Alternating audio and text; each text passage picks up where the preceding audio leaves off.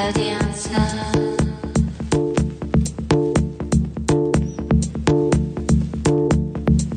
This and no, keep us together. Bring us closer.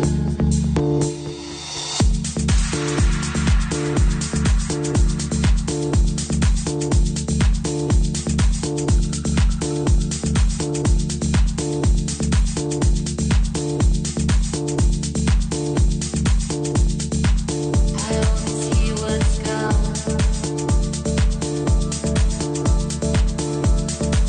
This and no,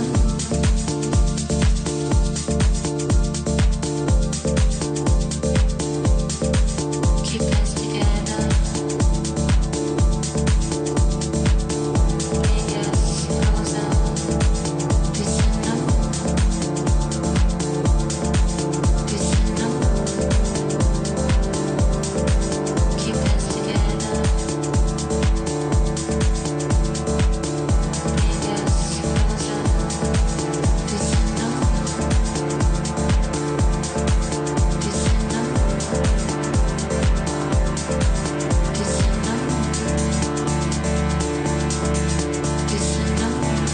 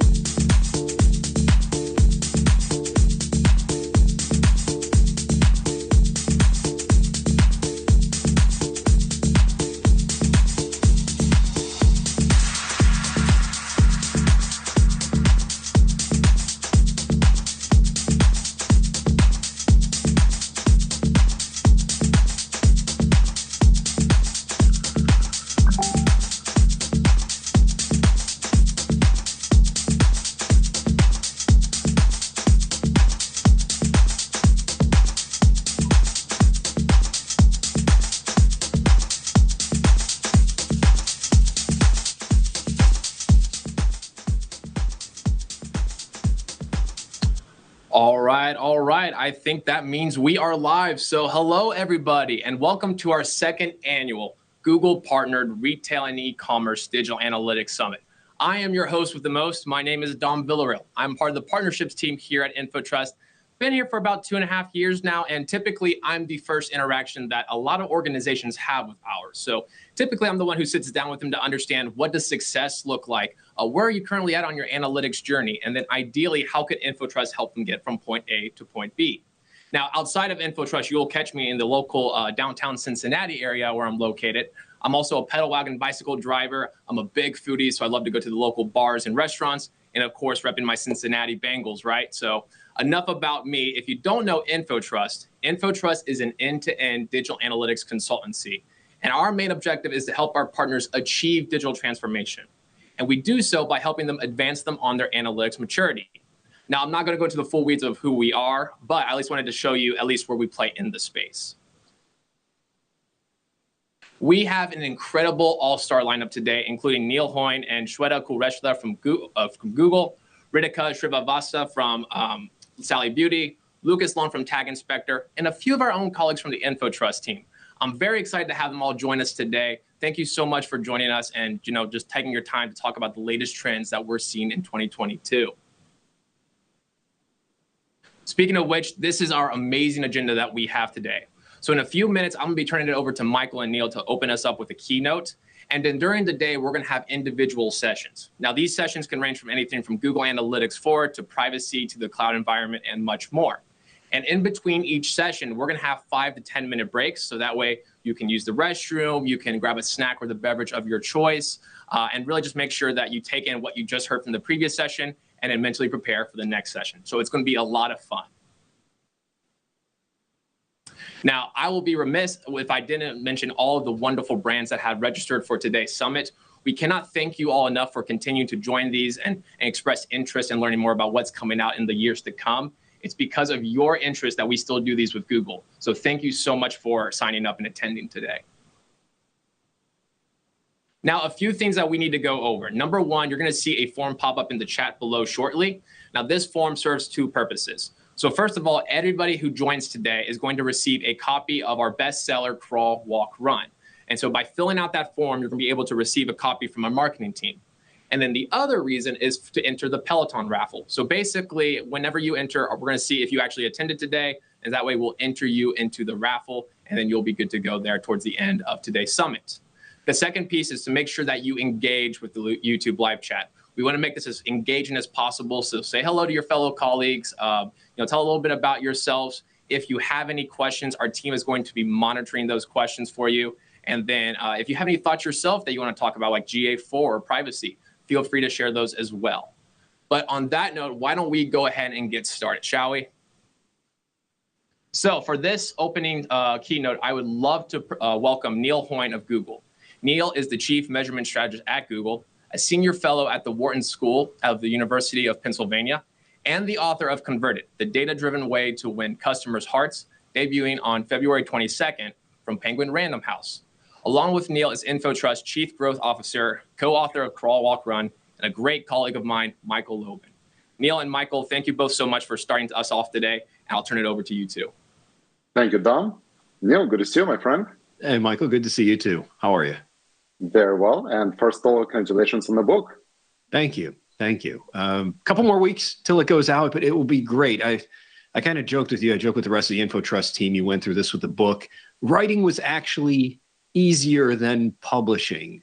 For those of you who've never played around with this, arguing with people that have an intimate knowledge of any of those style guides, those books you threw away in grade school, that is the hardest feat of trying to bring a book to market. Glad it's almost done. I appreciate the preview. I got the chance to read the book and highly recommend for anyone attending to go on Amazon and pre-buy it, as the book is filled with amazing insights and experiences from your career, and so many anecdotes, stories, and practical examples of how organizations can do better when it comes to digital.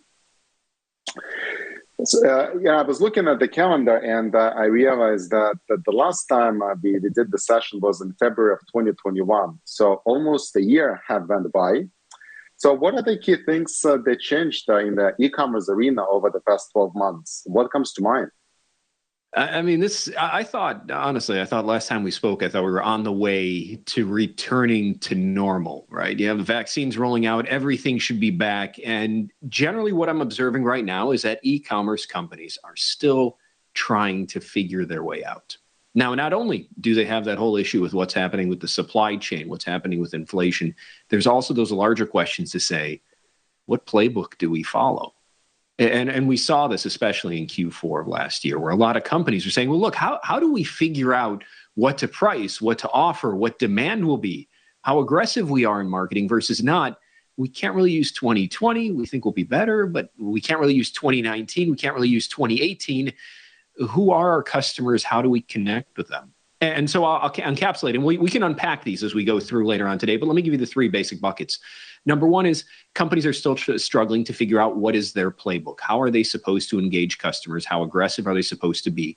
What in their mind does normal look like? And oftentimes that's predicated simply by the marketer saying, what are the assumptions that we're using now to drive our business? Do we expect things to go back to normal? Do we expect this shift to e-commerce to continue, which is probably in that second bucket, is that we continue to see e-commerce companies or even general traditional brick and mortar retailers saying this e-commerce buying that we're seeing isn't going to go away. If nothing else, it's just going to continue to accelerate. And so what we're starting to see is they're taking a step back and saying, now that we have a little bit of room to breathe, things are getting a little bit more stable in the market, what did we learn? What does best in class look like? Where are we falling short? Where are there opportunities with all these customers we acquired to do something, new with them in a way? And the third area, and this is something that, for the past 10 plus years I've been at Google, we've pushed on, is we've always pushed on the need to experiment, to move quickly. This has been put into practice. to say, if you take companies and you say, what's about to come is uncertain, it really comes down to how quickly can you learn? How quickly can your culture iterate? How quickly can your culture test? And so before, it was generally seen that experimentation was one of those critical components. Every business needed it, but there was really nobody saying there's a penalty if you don't test enough. Now we're actually seeing that. And so the questions for any company is, how quickly can you learn about what the market is sharing with you? How quickly can you take those insights and apply them to businesses? And where you see the separation, and this is what's been remarkable to watch between companies, are the companies that have figured it out versus those that haven't. And oftentimes when you distill it down and you look to say, well, what's different about your customers, about your playbook? It's those companies to say, well, what we've been able to do is maneuver our business so that we can test and we can maneuver. As soon as the market gives us a new signal, as soon as we see something new happening, we're able to take that data and we're able to adjust our course to match the pace of what's happening in the larger market. Now, one thing that you've mentioned that stood out to me, if I understood you correctly, is it feels like now there's almost like a business penalty when organizations do not experiment well. Can you tell a little bit more? I've not heard that term before in the marketing context, so I'm curious if you can share a little bit more. I use it deliberately, just from a motivational side. When you say there's a benefit for doing something, that's generally seen as less impactful as a tax, as a penalty. And so I do use that purposely, but let's talk about what happens. Let's even go back to the early lessons of the pandemic. If you go through your inbox and you look at the communications you receive from companies, maybe those that your company sent out, they all kind of blended together. You know, well, what's happening in the market? And we kind of poked fun at this last time we spoke about how every message was really the same. It was, we're all in this together. We're all going to make it through. Call to action, buy our product. And that was just what everybody did because nobody really knew how to maneuver their way out of it. And what some companies do is they said, look, we have to sort this out. We have to figure this out. Let's see how aggressively we can test. And they went out, and what they were able to do was effectively figure out what's the right pulse, what's the right message. When do we want to get in front of travelers, for instance, without being too opportunistic? When do we want to worry about the customers that have left without really giving away too many margins? Like you saw some companies saying, please don't cancel your plans. We'll give you 20, 30% off coupons in the future, which is equivalent to their margins. And you saw other companies saying, look, the only way we're going to get away from this is if we can figure out what does best in class look like in this new reality. And so they started aggressively testing and saying, instead of saying, well, this is the email everybody's sending out, or this is a promotion everyone's running, let's run our own tests to figure out what the truth is for our customer base. And so those companies have effectively had an advantage. They're able to move quickly, and everybody else who's just kind of watching and staying on the sidelines, they're kind of looking for them for guidance to say, well, what are other companies doing with their loyalty programs or their curbside pickup or their online marketing? And let's see what we can do. Let's see if we can follow. And they're really finding themselves several months behind in terms of growth. So another thing that you mentioned was they almost built a new playbook for winning. So those organizations that did exceptionally well during the pandemic, what do you see as some of the things within their playbook? Right? If the attendees of this program want to learn from those that are best in class, what are 2 or 3 things that you feel organizations have done to or can do to maintain momentum? Well, we spoke about experimentation. That's kind of a competency, but that's at the core of a playbook. That's something you need to do to build the playbook. It shouldn't be the playbook itself. Biggest area, customer relationships. Now, this sounds a little bit silly because for most companies, you ask about customer relationships and you get the banner. Customers are number one. We love our customers, et cetera. What we really saw was that company said, look, if our previous model was purely transactions, how many products did we sell today? And we saw that disrupted during the pandemic. There were some companies that remained short-term and just said, well, if we sold X number of products the day before, let's see if we can get close to X the next day, the next quarter. Other companies took a step back and looked at it more holistically. What happened with our customers? Where did they go? And I like to use travel examples because it's sometimes easier to relate to when we talk about loyalty. But for travelers that were, gold or platinum status on an airline, then all of a sudden their business said, we're no longer allowing you to travel. Now they disappeared. Now for companies that look at transactions, what does that look like? It looks like, well, Neil, Michael, you two aren't traveling. Michael, I think you travel much more than I do. And so they said, well, you're not traveling anymore. Those that were looking at the relationship side took a further step back and said, well, what is happening? Do we believe that Michael's just as loyal? Or do we believe that he's gone forever? And how do we approach that particular customer? And for these customers that are traveling, what's their reason? What are they looking for? And what they started to find was that customers that were acquired before the pandemic, that were high or low lifetime value customers, those relationships were disrupted. And starting about March 2020, new relationships came online. People that, if you segment those two groups out, companies found had very distinct preferences in terms of what they valued, how they wanted to pay, and what was important to them with the companies they were doing business with. So now you have these two distinct segments, and this is what they built their playbook. What do we do with these previous customers? What do we do with these pandemic acquired customers? And they continue to follow that particular style of a playbook forward to say, now that markets return to normal, a little bit more focus on those newly acquired customers during the pandemic. Are they going to stick around? Will their needs change? Do we let them go? Are they worth the investment to save? And then going back and saying, hey, what about all those previous customers? Michael, we haven't seen you in a while. Are you going to come back? And what does that mean in terms of how we approach you, how we market to you? What do we think about our products and our prospects? But the distinctiveness there is that they spent the time understanding the customers and where they fit, instead of just grouping everyone together into a short-term metric to say, what do we do to drive more sales and lower CPAs? They're really adopting this language to say, who are our highest lifetime value customers? And what's the differences we see across those segments? You mentioned that customer relationship. Every time I hear the term our customer is number one, or customer relationship is number one, my immediate response is, well, but let's define what customer segment are we talking about and what type of relationship we want to have with that customer segment. Because otherwise it becomes just very easy to say, well, we are going to go after everyone and do everything we can to win them and turn them into our customers. And I think history shows that typically that does not work. Organizations end up spending too much money acquiring not even long-term customers, but more transactions that they are not able to retain as long-term customers. That's exactly it. And I make these silly references in my book. I compare, Michael, as you know, I compare a lot of this, and to everyone out there, I compare it very much to personal relationships. You want to be friends. You want to be nice to everybody. But you also know in your life, you have those friends and family members, those close partners that mean a lot and are going to contribute a lot of value to your life and who you are. And then there's the Uber driver that brought you back from the airport.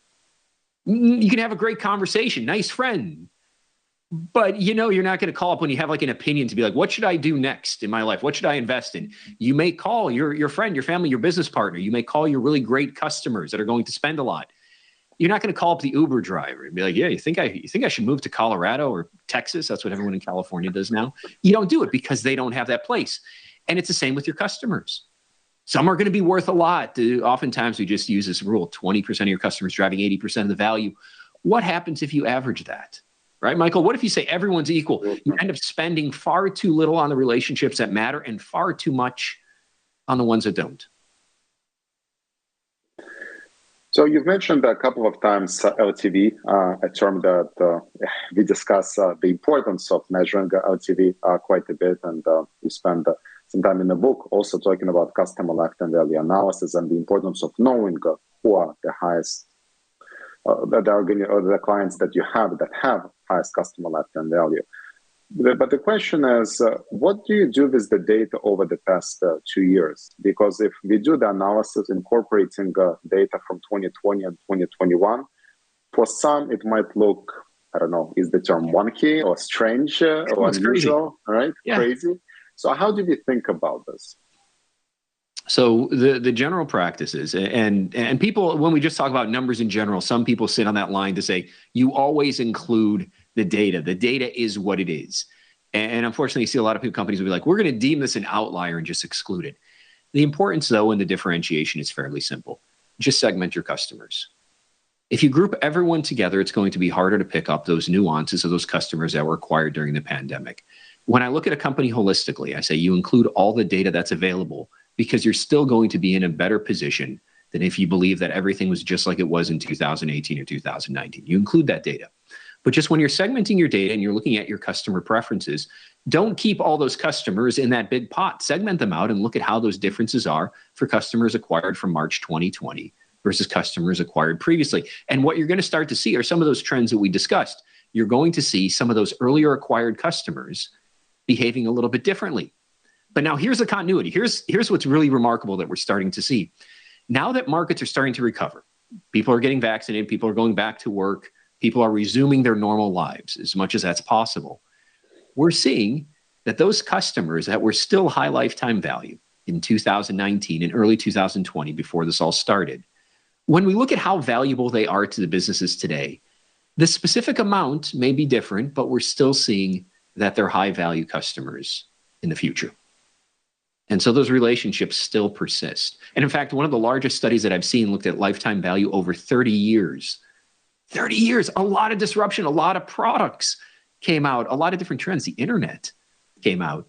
And still, when we look at those behaviors, those customers continue to behave how they were expected, which shows to the strength of these models that we advocate for, that I know your team uses, in just understanding who these customers are.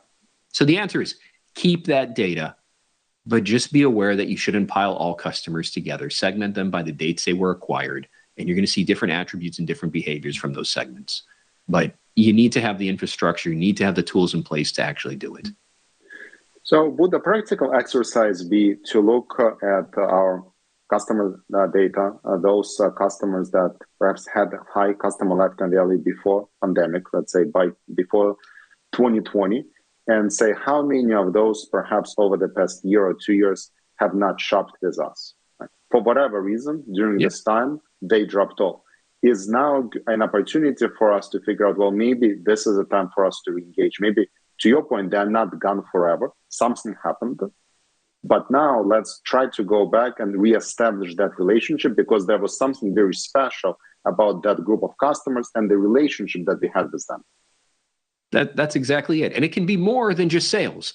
Any data that you can collect about their behaviors, about their habits, what they're waiting for, will be instructive in terms of how aggressive you should be.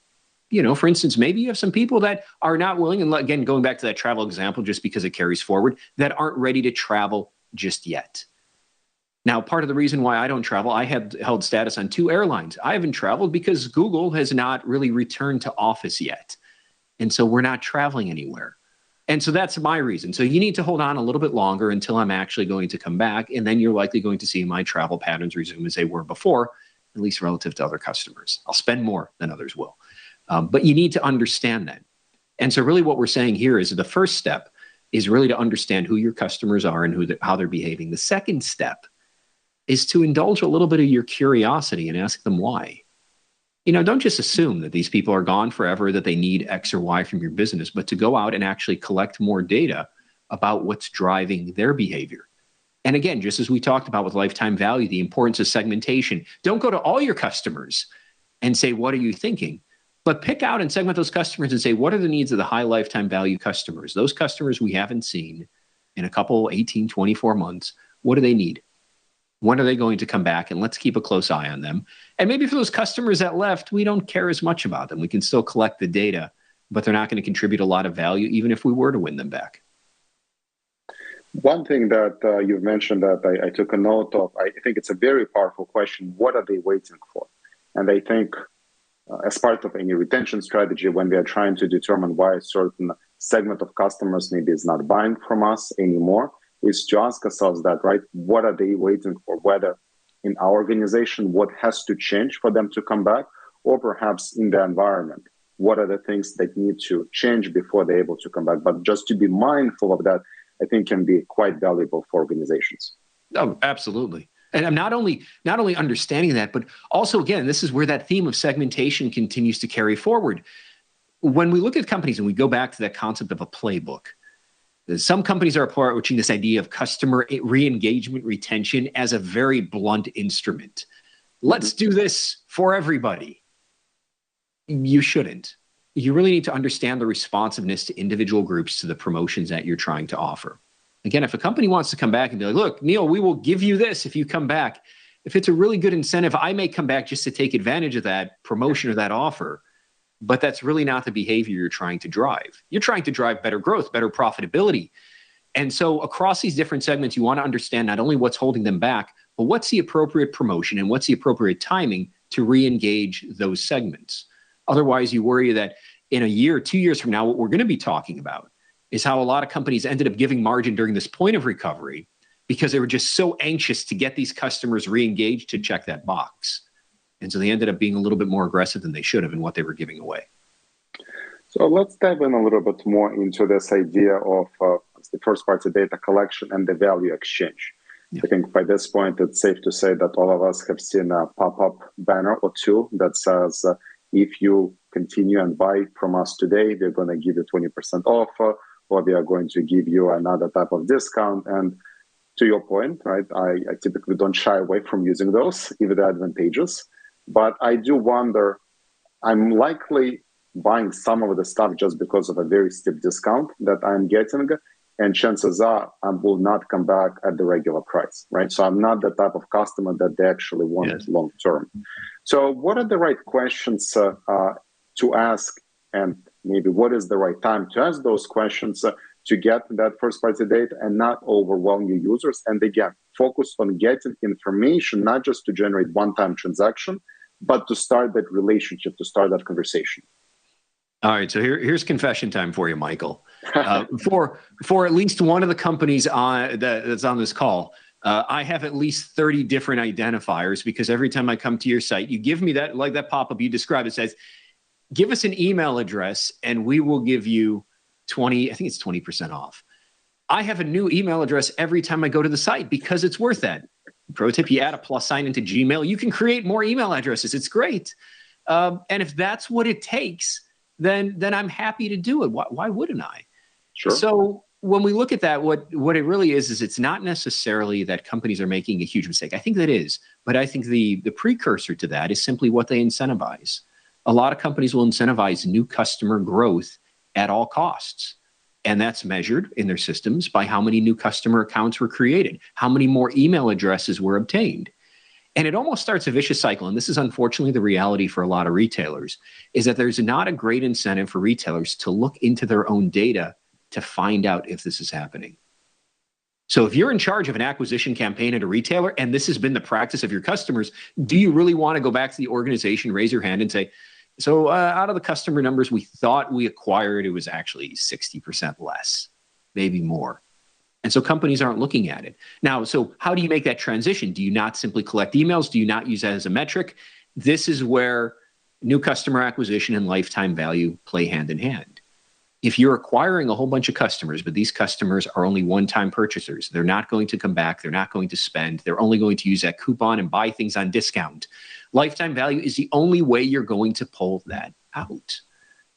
And so equally, if you're bringing in really great customers through a promotion, the same thing happens. And this is why it's such a powerful metric, is that you're saying, we're going to look beyond a single metric and we're going to look a little bit further.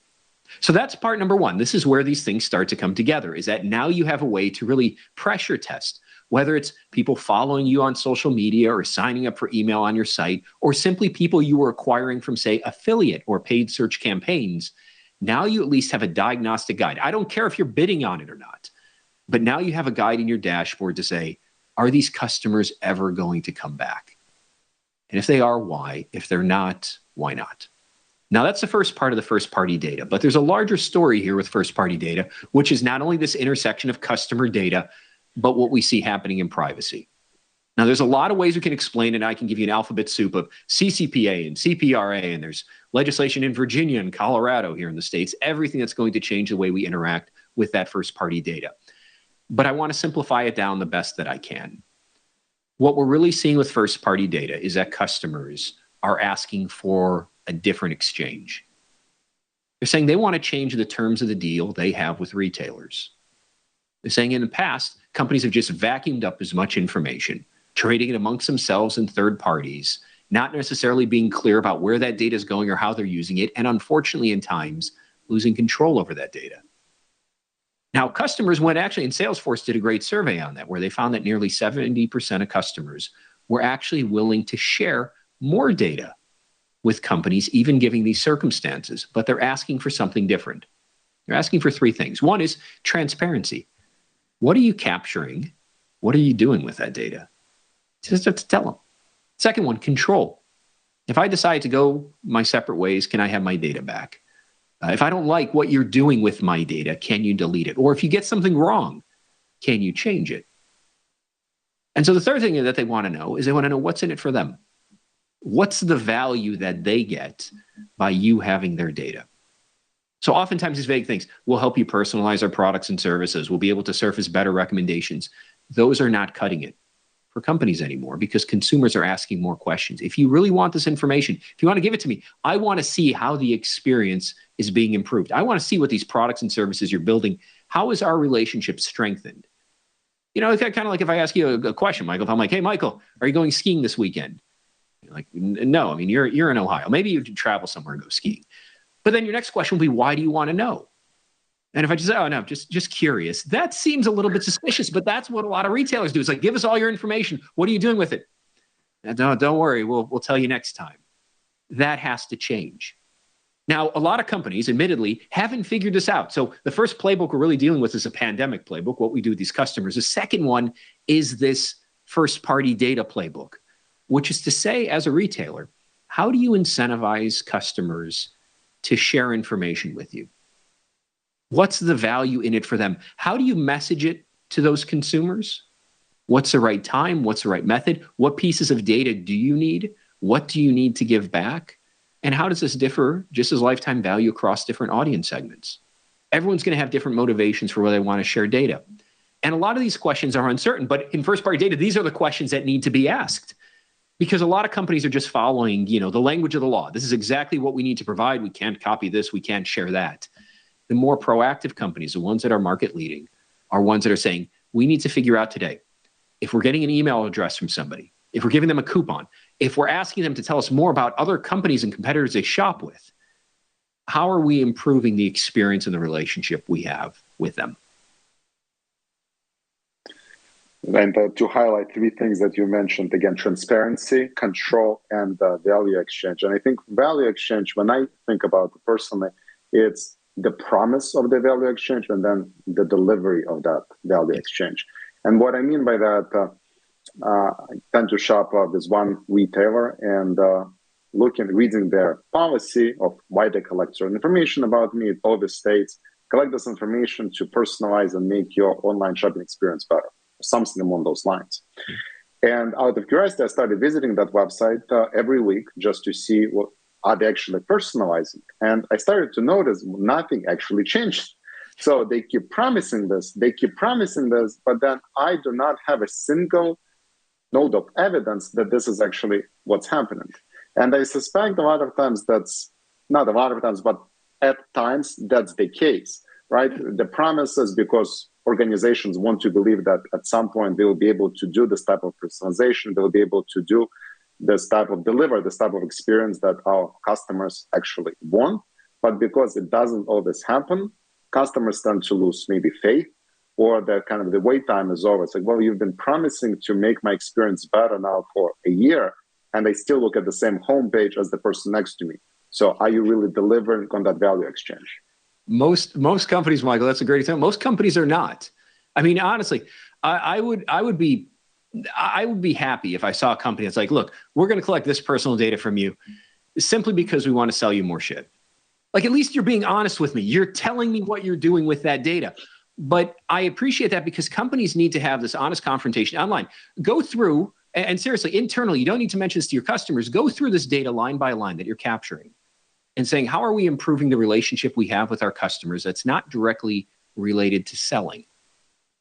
Now, of course, companies are going to sit there and say, we're in the business of selling. This is how we grow. We need to sell products. We can't get anywhere by feeling good or bad. And now you start to see the intersection about everything we were talking about previously, is that when companies start focusing on customer lifetime value, they start focusing on that longer relationship. They can say, we can use this data to better support our customers' needs in the future. So if they have problems, we know how to treat them. We know how to be more proactive. They can start investing in other parts and say, they're not willing to buy yet. We don't expect them to buy, but here's how we can nurture that relationship that they've built with our firm. And it all happens because companies stop thinking short term. If you're thinking only short term, if you're thinking only transaction, both in COVID, both with first party data, both with privacy, you limit the number of options that you have.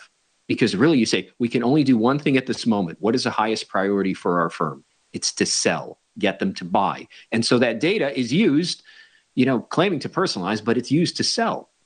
When companies start looking more long-term and they say, we want to strengthen this relationship so that these customers buy more, they buy more often, they stick around with us longer, then all of a sudden you have more opportunities for what you can do to take that data and apply it. And that's what consumers are asking for. They're saying, I want to have a relationship with you. I want to give you more data.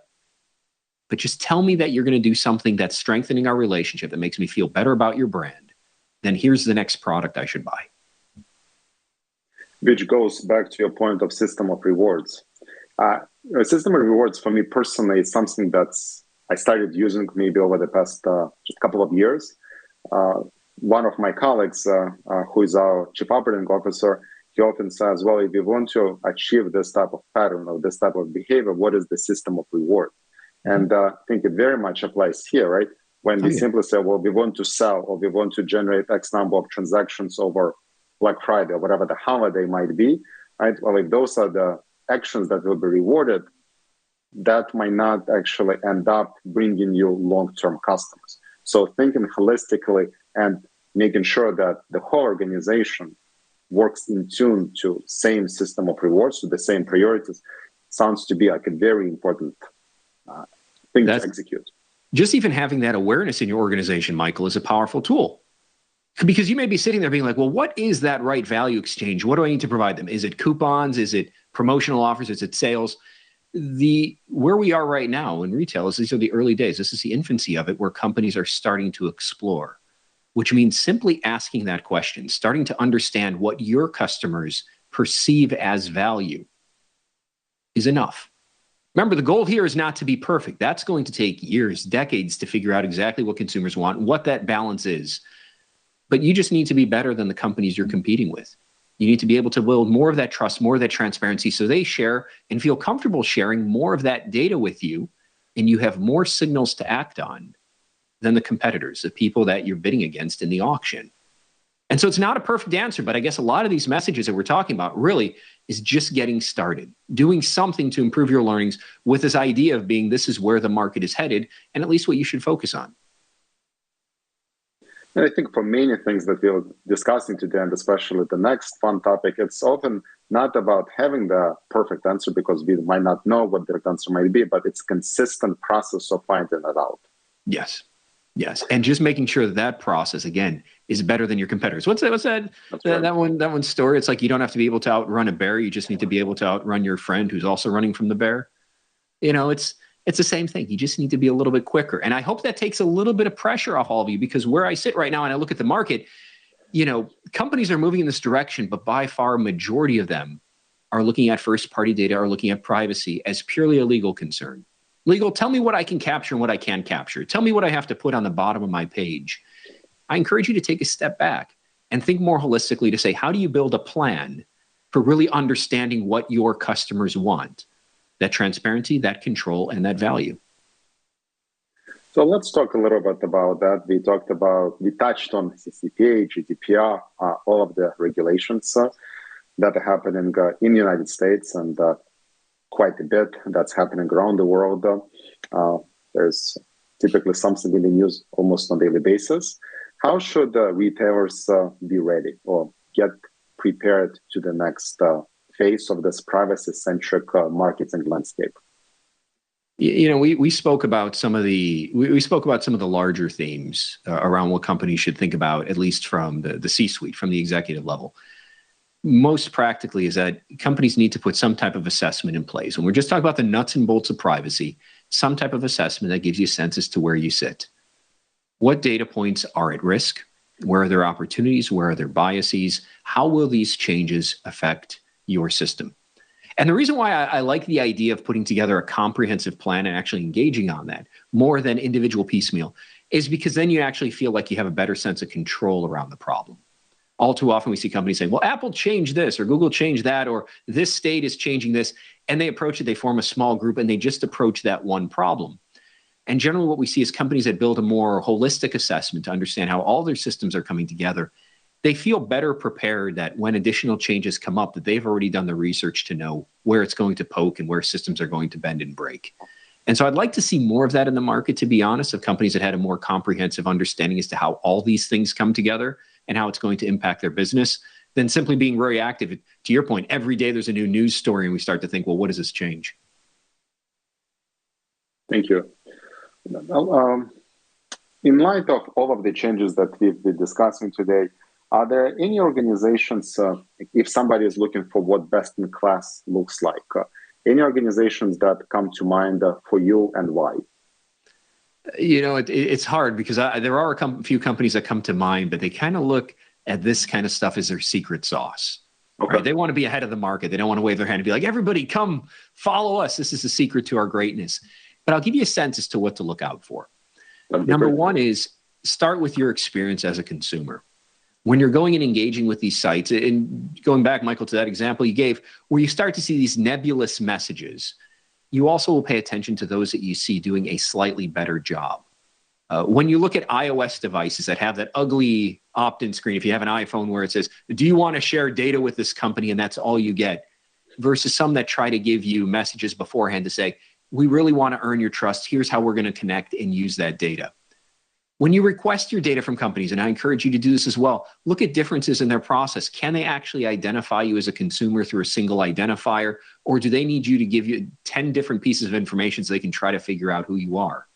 You start to see separation between those best and worst class. Those are the companies I really look towards. I look towards the companies just through my normal experiences as a consumer to say, who do I think is earning my trust? Do I feel comfortable sharing more data with? And that really understands more about me than a single transaction. Since you mentioned a single transaction and again, going to that consumer understanding, before we wrap things up in a couple of minutes, there were a couple of questions from the audience. And sure. One was around the organization that is not currently using LTV, or as they're phrasing it, they're not an LTV organization. How do you recommend they get started? So the basic thing is, with calculating LTV, acknowledge that's a lot easier than what most companies believe. They believe it's a large machine learning exercise where all the data needs to be clean and integrated. A lot of the models that have been popularized right now simply require transaction date, transaction amount, and some way to join together transactions by the same person. So it's really, if you think about it as a spreadsheet, which it is, 3 columns of data. Now, once you think about that, and you can either calculate it internally or externally, the project end to end, some companies have done it in under a week. And so the very first thing is to admit to yourself, you can calculate what's considered a best-in-class model. It doesn't require a lot of data. It just requires the right direction to go. And Michael, we can certainly share some links as to how to do this effectively. Absolutely. But it is achievable. And then once you have that in place, remember, your goal is not to transform the entire organization. It's simply to get an understanding as to what's happening. How many great customers do you have versus ones that are going to spend a lot less? Where are they acquired from? What do they buy? Do they use coupon codes? What are their behaviors? Now, there's no set list of questions you have to go through, but this is part of the exploration that you can start with your company. Simply by having that metric in hand, you don't need to change how you're bidding or how you're investing. You simply need to be able to provoke the conversation in organizations to say, if we are acquiring these customers, how valuable are they? If we're running this promotion, who are the customers that are responding? Just that lens we found over time is enough to move companies in that direction, because even if they're bidding to acquisitions or they're bidding to individual conversions and they start to see that number to say, hey, how come those customers from that channel are coming back and that channel are not? Then all of a sudden that company is moving in the right direction. I think the best way that I've heard it, when we talk about lifetime values, not only calculating, but recognizing that you're not fitting your business to lifetime value. Your business has been successful because of everything you've done. You don't want to give those up. Instead, you just want to figure out how can you fit this lifetime value, this new view of the customer into your current processes. And hopefully it takes a little bit of weight off your shoulders. And one thing that I might also add, most likely whoever the attendee is, as you hear other presenters speak, there will be something where you might say, well, we are not an LTV organization, or we are not a testing organization. Maybe we are not an organization that does forecasting yet. Right? The easiest thing to do, well, start with one analysis, start with one test. It's a lot of times, somebody who does not enjoy endurance running or long distance running like I do might ask me, how do I get started with marathon running? Well, just go for 1 mile run outside. And do something. That's it, and see how it goes, right?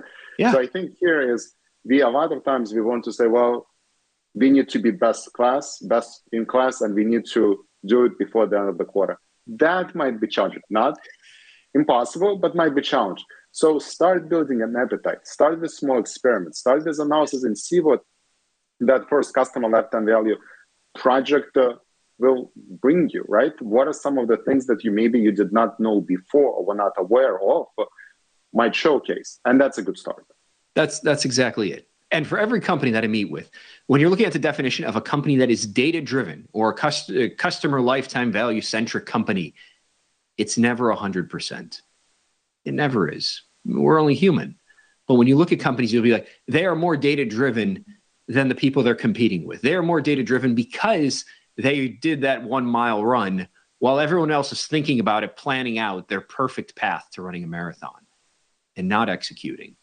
And that's kind of the importance about taking that step, about moving iteratively and confidently to say, just that movement, just those small actions can lead to disproportionately large benefits for your organization. And I'm sure your health, I guess running a mile is healthy. It seems like it. Absolutely. I think it's about 5% improvements, right? Where can I make a 5% improvement? Maybe it's, again, CLV analysis. Maybe it's running yet another test or experiment. Maybe it's understanding what the value exchange is with my consumer, right? All the headlines are filled with digital transformation, right? Or how to create the next digital transformation within the organization. But transformation is, to me, it seems like merely is the result of 5% improvements that you continuously make across your organization. That makes or helps you accomplish transformational results. That's all it is. And it's strange that I can't overstate this, that for as simple as it is, and people be doubtful, be like, can it be that simple? Can it be that easy? It's that sense of disbelief that keeps companies from doing it. No, it can't be that easy. It must be an 18-month plan. Can't do the 5% improvement. And they leave those opportunities on the table just for the companies that have the awareness and the discipline to execute on it. And all of those add up. And then you see that separation across other companies are saying, hey, how come those people are so far ahead? It wasn't because they went from 0 to 100. It was because every day they just took a couple more steps. They ran 1 more mile. Well, to wrap things up as we are approaching our time, I'm going to borrow Tim Ferriss's question, the one that he uses very often on his podcast. What is your ask of our audience? What would you like them to do in 2022? Something, anything. No, it sounds generic. It sounds generic. We've talked about a lot of these. What I'd say is get a better understanding of your customers. Now, that can exist because you're going to organize and get your data integrated. You're going to calculate customer lifetime value. You're going to understand the value that they want for sharing that data. But just set that simple goal for yourself. And then the second part of it, which we just spoke about, which is required for executing, is challenge yourself every week, every month, just to be slightly better. So that way you can say, look, you're not going to change the world. You're not going to transform the organization overnight. But just when you look at it and you say, all right, at the end of next week, if we regroup together, or you reach out to me on LinkedIn or wherever, and you say, I want to know what that thing you did in your organization just to make yourself 1% better. And you may not think it was much, but if you challenge yourself to continually do that, you will be surprised as to how far you're able to take your organization in the future. Neil, thank you so much. My pleasure, Michael. Thanks for having me. Awesome. Of course. Thank you so much. Dom. Yeah, thank you, Michael. And thank you so much, Neil. Neil, it's really good to hear that I'm not the only one that creates 30 email addresses to get the best deal. So thank you so much for sharing that. Once again, Neil Hoynes Converted, the data-driven way to win customers' hearts, will be debuting on February 22nd from Penguin Random House. Thank you both again so much. We're going to take a short break, and we're going to come back in 10 minutes where we're going to be talking about privacy. If you haven't filled out the form yet in the chat, I highly recommend you do so that way you can get yourself a copy of InfoTrust Crawl, Walk, Run, and also enter to win the Peloton. We'll talk to you soon.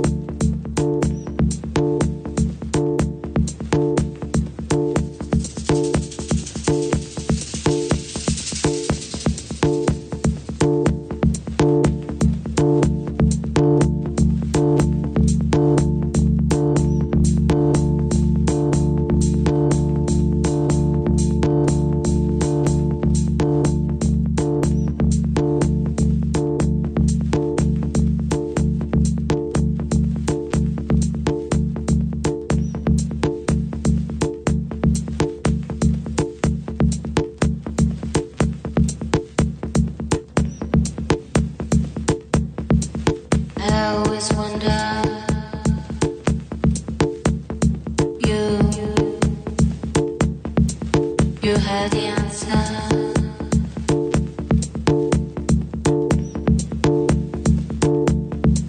This and no, keep us together. Bring us closer.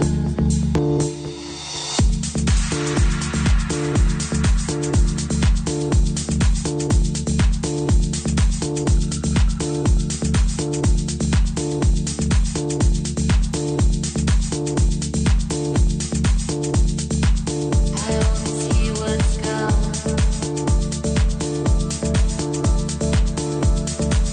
This and no,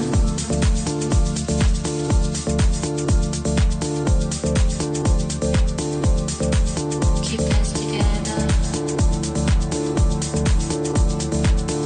Bring us closer. This and no, this and no, keep us together. Bring us closer. This and no, this and no, this and no, this and no,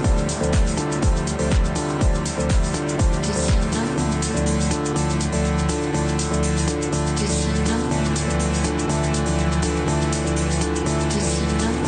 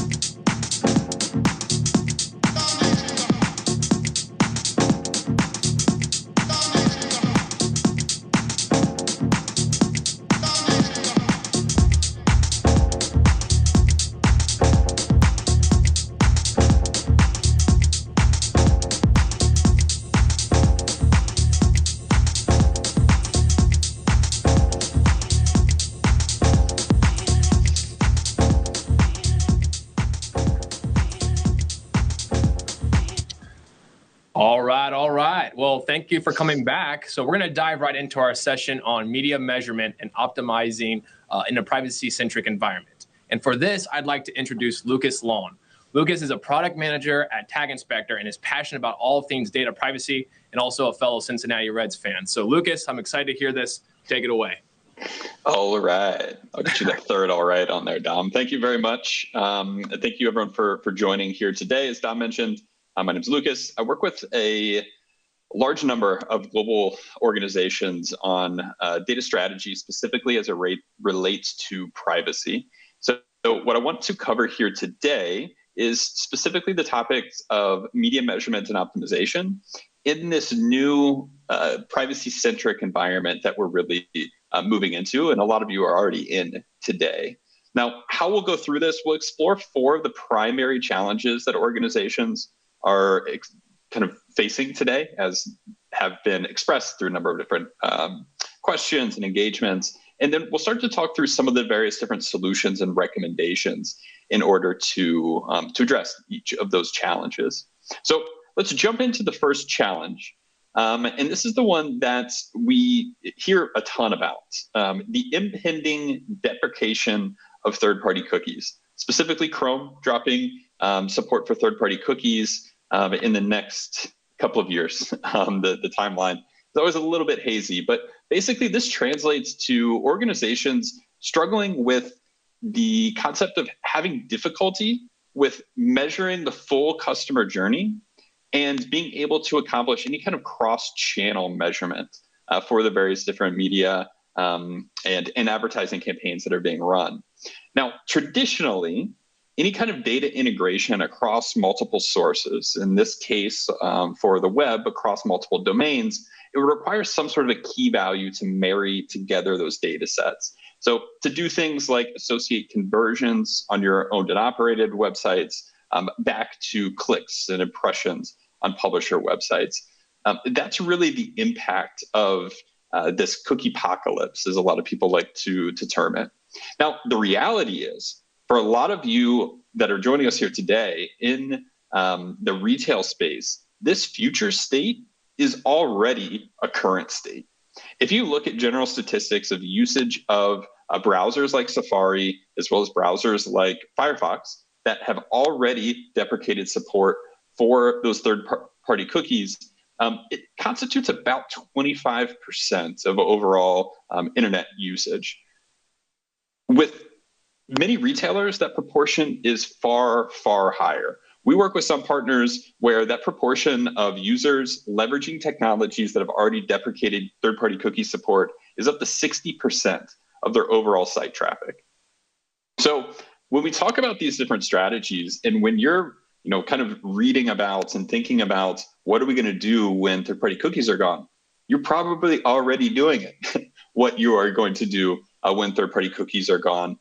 And now it's just about refining and modifying some of those strategies to be able to gain a further competitive advantage. So let's talk about some of these solutions. And a lot was talked about in the past discussion with Michael and Neil around consumer relationships, understanding our consumers and getting to be able to do things like an LTV analysis and have named user cohorts. Now, what I mean by this in terms of focusing on increasing that proportion of named users is increasing the proportion of users that you have a direct relationship with, users that are registering with you and are voluntarily providing identification and preference information. Now, today, in some analyses that we have done leveraging GA data across a large number of D2C e-commerce companies, on average, about 5% of site visitors are registered or logged in to the website. Now, what's interesting about that 5% is that in a lot of our studies, that 5% actually accounts for roughly 40% of total transactions. Now, we could get into LTV analyses and things like that. It doesn't take advanced analysis to understand that this cohort, this customer segment that I have that closer relationship with is high value. These are the types of individuals, the types of users that I'm wanting to target, to understand where they're coming from, what content they're interested in, how they're interacting with my website, so that I can optimize for users similar to them. So number one, increase that proportion of those named users, and then start to really leverage that named user cohort in order to be able to mine insights. Neil was talking about it previously, customer segmentation. understanding who those individuals are, what their preferences are, so that we can then extrapolate those insights out to be able to start activating within our entire full data set and optimize our media practices. Now, a core concept related with this is, again, what was discussed earlier in having that effective value exchange in order to be able to increase that proportion. And what this really comes down to is having a demonstrable benefit for the user. In retail, I think it's a little bit simpler to conceptualize because I think of my offline customer experience where I go into a store. At times, I just want to browse. I don't want anyone to help me. I don't want to answer any questions. I don't want to give any information. It's like a user that doesn't want to register with you, doesn't want to consent. All you can do is hope that your store is set up in such a way that's most popular, or the kind of most likely to purchase products are available, and everything is smooth in terms of the experience for that user. Other times, I need help. I want to speak with an associate in the store, discuss what it is that I'm looking for. They can help me with sizing. They can help me with what things look like.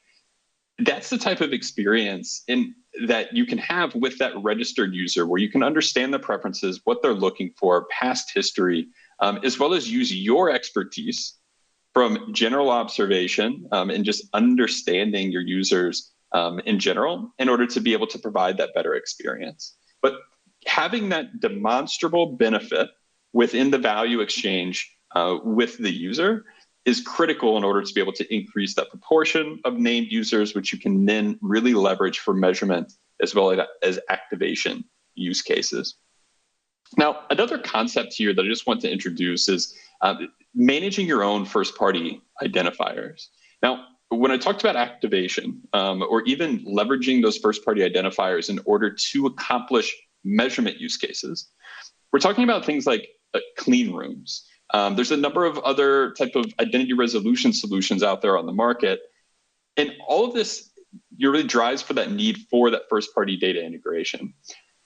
You, from more of a technical sense, managing your own first-party identifiers, which you can then associate all of those related IDs to, is going to be a huge boost when it comes to both compliance, as well as when it comes to activation and integration down the line. So think about this as you're thinking about increasing that named user cohort, not just how you are improving that relationship with users, but also how you're managing that data and how you're managing those identifiers in order to be able to accomplish all those use cases in the future. Now, that's challenge number one around just specifically the deprecation of third-party cookies. Now, on the next slide here, we'll get into the next challenge. So challenge number two is a little bit broader, beyond just third-party cookies. Also, the lack of identifier access generally, hindering various different measurement and optimization use cases. Now, this translates specifically to the problem of how can I optimize without the ability to measure current campaign effectiveness? Now, we talked about it before. Traditionally, third-party cookies and other cross-channel identifiers have made this practice easy, at least in principle, not always in practice. But in the absence of these solutions, how do we approach attribution and thus be able to optimize future activities from past results? Now, some of the various different solutions here are just different measurement techniques that I like to refer to as non-cookie based measurement techniques because they don't rely on identifiers in that traditional sense. Now, a few of these that you have likely heard in the past. Number one is being regression-based attribution. Now, regression-based attribution is an extension of traditional media mixed modeling. It uses aggregate ad and conversion data across channels and platforms in order to be able to provide calculations for attributed sales, effectiveness, efficiency, and ROI. So it can give you visibility without the use of identifiers for both bottom of funnel, middle of funnel, and top of funnel activities that are included. Now, this is wonderful. A very good way of looking at past results and then being able to extrapolate and predict into the future. Now, there's a number of constraints here, though. Number one, analysis of past performance in order to predict future. It helps with optimization. The kind of situation that we're moving into, though, there's so much uncertainty. So it's not about necessarily how can we change what we've done in the past in order to be able to optimize and make those incremental improvements. Super important. As Michael mentioned before, the path to transformation is in those incremental improvements. In a lot of cases here, with respect to privacy and some of the strategies and different technologies in use, we're kind of jumping into the unknown. And so their regression-based attribution can have a few shortcomings. Another kind of point to consider with this method is that it does require some clean historical data. Ideally, in order to be able to build out to these models, you would have between 18 and 24 months of data to be able to include. Many organizations can't do that. They don't have clean data for that time period in order to be able to fit into these models. Now, number one, this underscores competitive advantage. If you have the foundation in place and if you have had a measurement foundation in place in order to be able to generate and provide that information that you need for those inputs. But it's also a learning. If it's not in place today, it needs to be tomorrow so that you can begin to leverage some of these more advanced analyses or methods of analysis moving forward. Another non-cookie based measurement technique that you can begin thinking about is geo-based or geo-testing and then measuring incrementality. Those can be super helpful in some of those areas where the regression-based attribution isn't quite as helpful. And that is in testing and measuring the effectiveness of new media and targeting strategies. So with this method, it's recommended to activate within a defined geographic area as to make a relatively significant budget modification for that area, but still mitigating some of those risks to the overall media budget and the media strategy. But here what you can do is test new strategies within that defined geo, and then measure the resulting incremental change in conversions, revenue, margin, et cetera, in order to be able to understand and test the effectiveness. We talk so much in the keynote about testing, just starting and trying new things. This provides a very good method of being able to test some of those different new methods, new strategies, and be able to measure the incremental impact on your macro conversions. Now, beyond some of those just general measurement techniques, another thing to keep in mind and to start really thinking about for more privacy-focused measurements are solutions such as consent mode, where we can collect purely anonymous, event-based data with no user information in order to still be able to understand things like how many conversions are happening, what products are being viewed on our websites, what content is being viewed, what is campaign effectiveness, but doing all of that without associating those interactions with individual users. So due to a lot of cookie consent requirements and how tracking tags traditionally work, a lot of the partner sites that we work with in the EU have seen, in many cases, a reduction in observable traffic of over 50% once they implemented compliance, consent management, and compliant tracking. So this means that in those situations, they have no conversion data, no user interaction data, no campaign reporting, none of that for those users that have either opted out or not yet consented. So there's a big gap in observed behavior, and there's no way of understanding how large that gap is, nor where that gap is.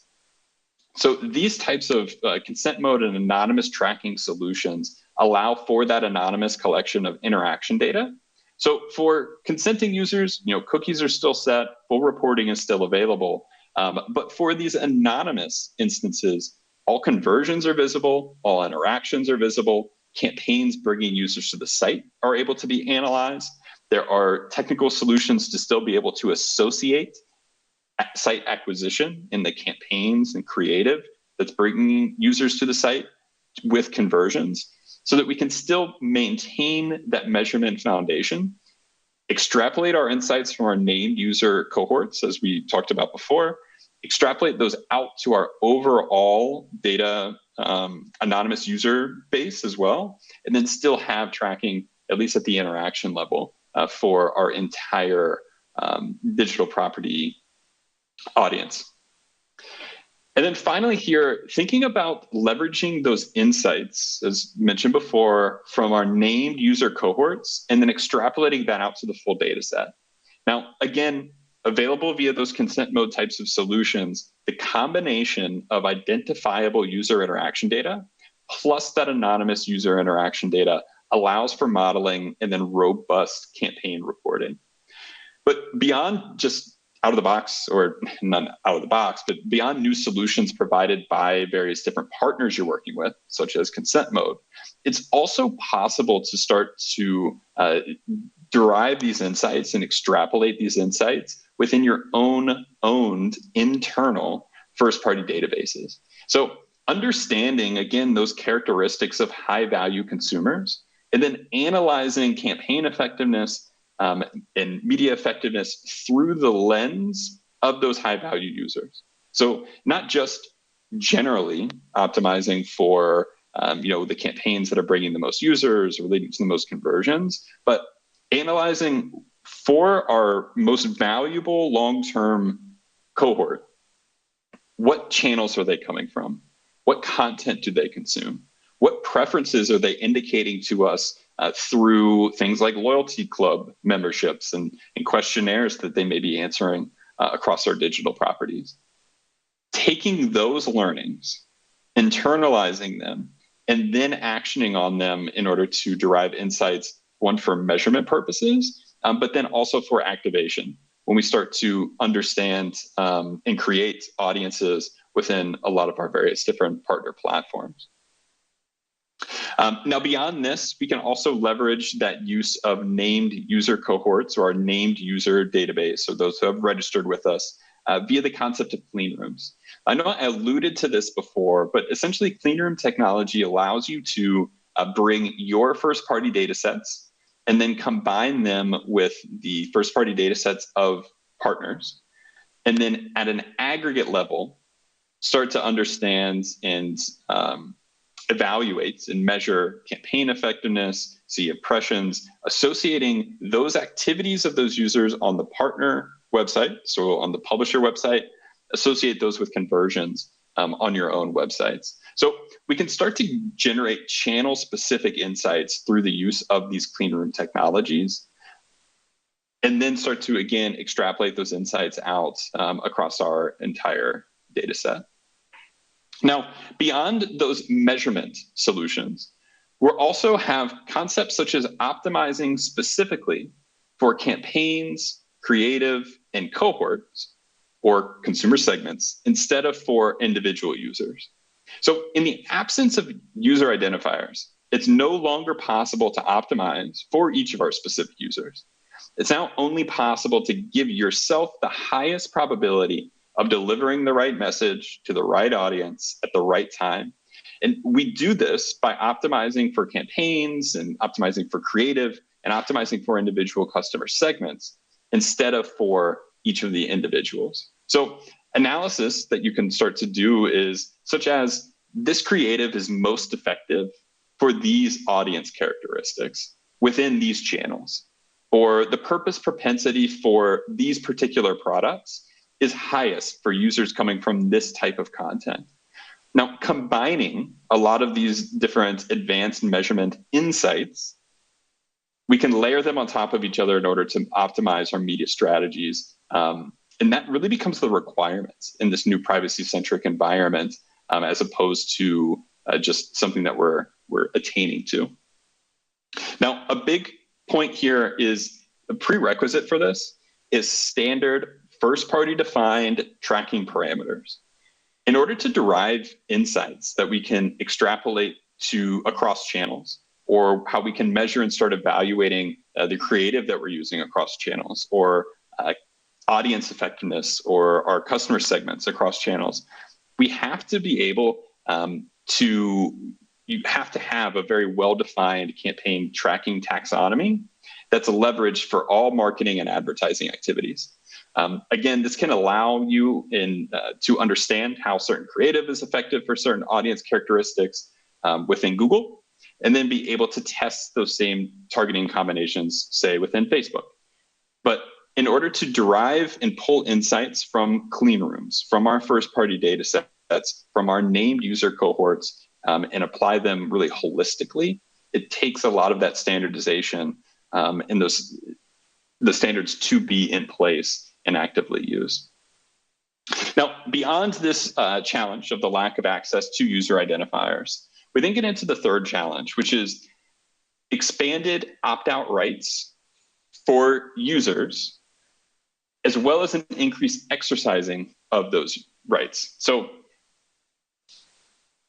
how do we respect user rights while also delivering on user preferences and then meeting business needs?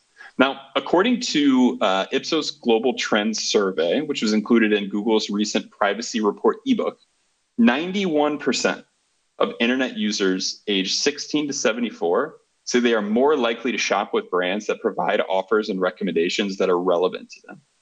So we can translate this and we can say personalization is a must when it comes to competitive advantage.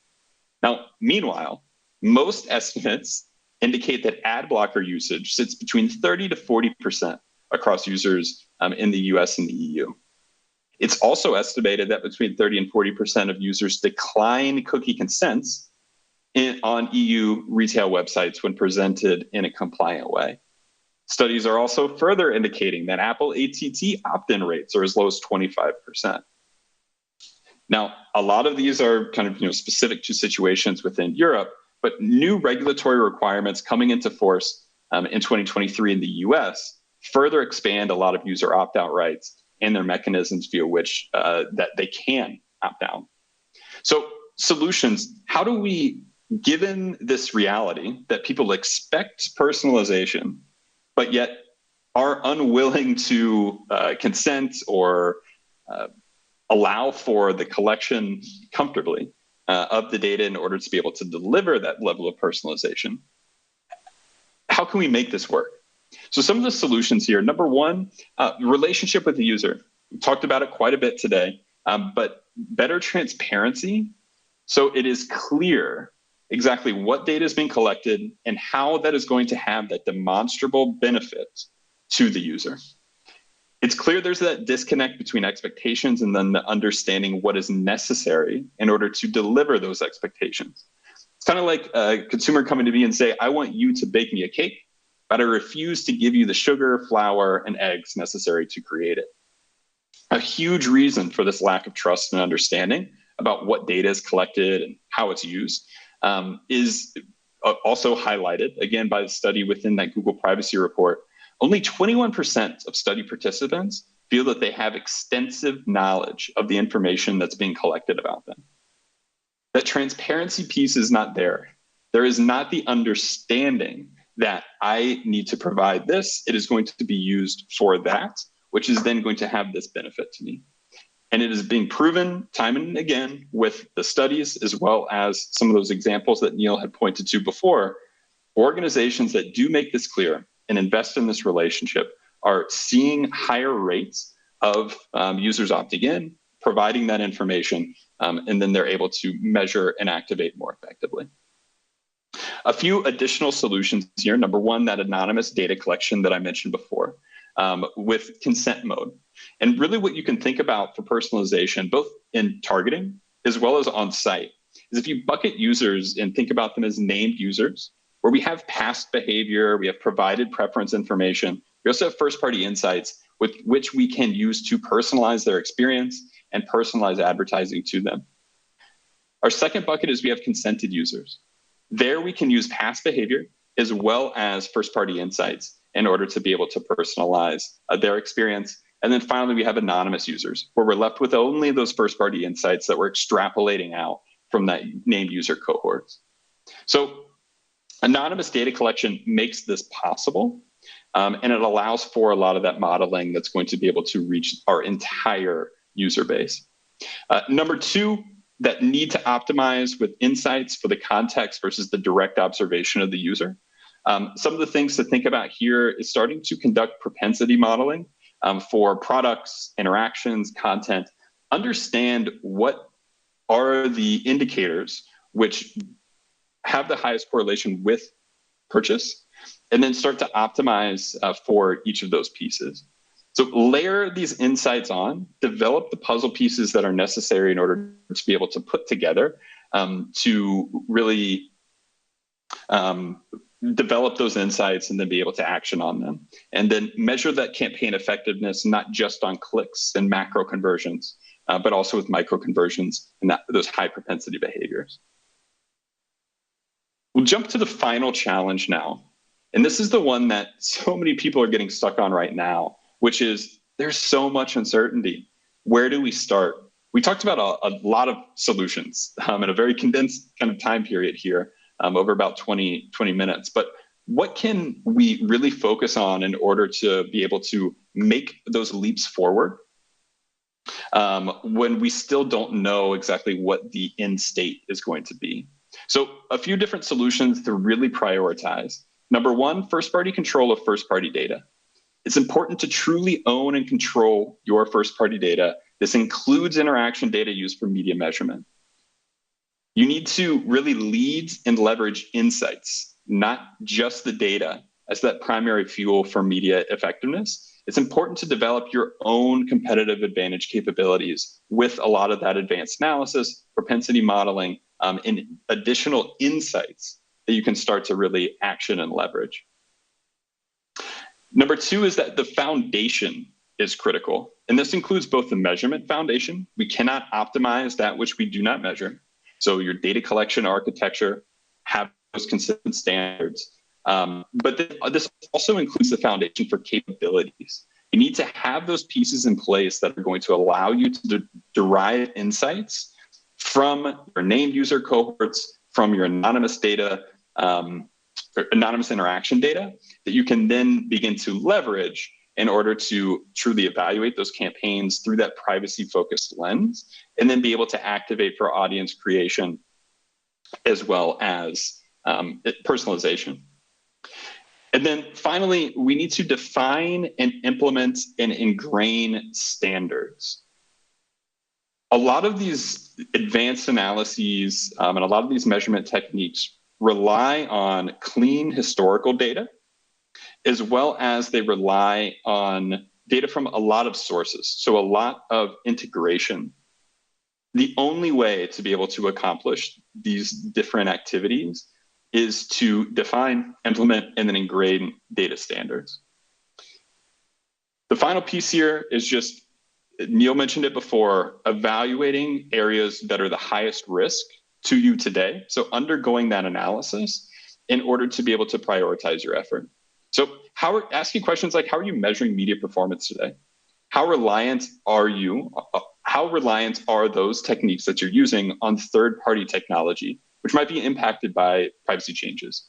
What proportion of your users are from locations which regulatory requirements have the potential to disrupt those measurement strategies? You need to analyze that current state, understand those areas of risk, and then we can begin developing a roadmap in order to really develop the capabilities which can make the biggest impact on your future state. So to quickly summarize here, as we wrap up on the privacy-centric media measurements and optimization, thinking through it and trying to reframing this, instead of looking at these challenges as issues that we need to overcome, they're truly opportunities for competitive advantage. When we're reliant more on insights as opposed to just the data that is derived from our various different owned and operated properties, we are then in a position to have true competitive advantage. So ways in which to really take advantage of that, we talked about it before, first-party control of first-party data. Be great at the fundamentals. So your data structure, have those capabilities in place to feed into advanced first-party architecture. And then a culture to encourage testing, which also requires the testing architecture to be strong. We talked about relationships being key. Those owned first-party identifiers are truly the only reliable key value to gather cross-channel campaign insights, and then improving that relationship with users, and as a result, improving those proportions of named users, which you can really mine a lot of insight from to be able to extrapolate out.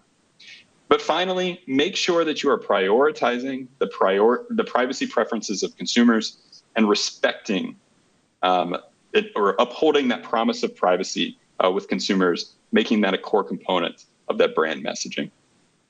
Leveraging a lot of these privacy-focused measurement tactics that we discussed today will help you optimize campaign performance and then develop that competitive advantage in this privacy-centric world.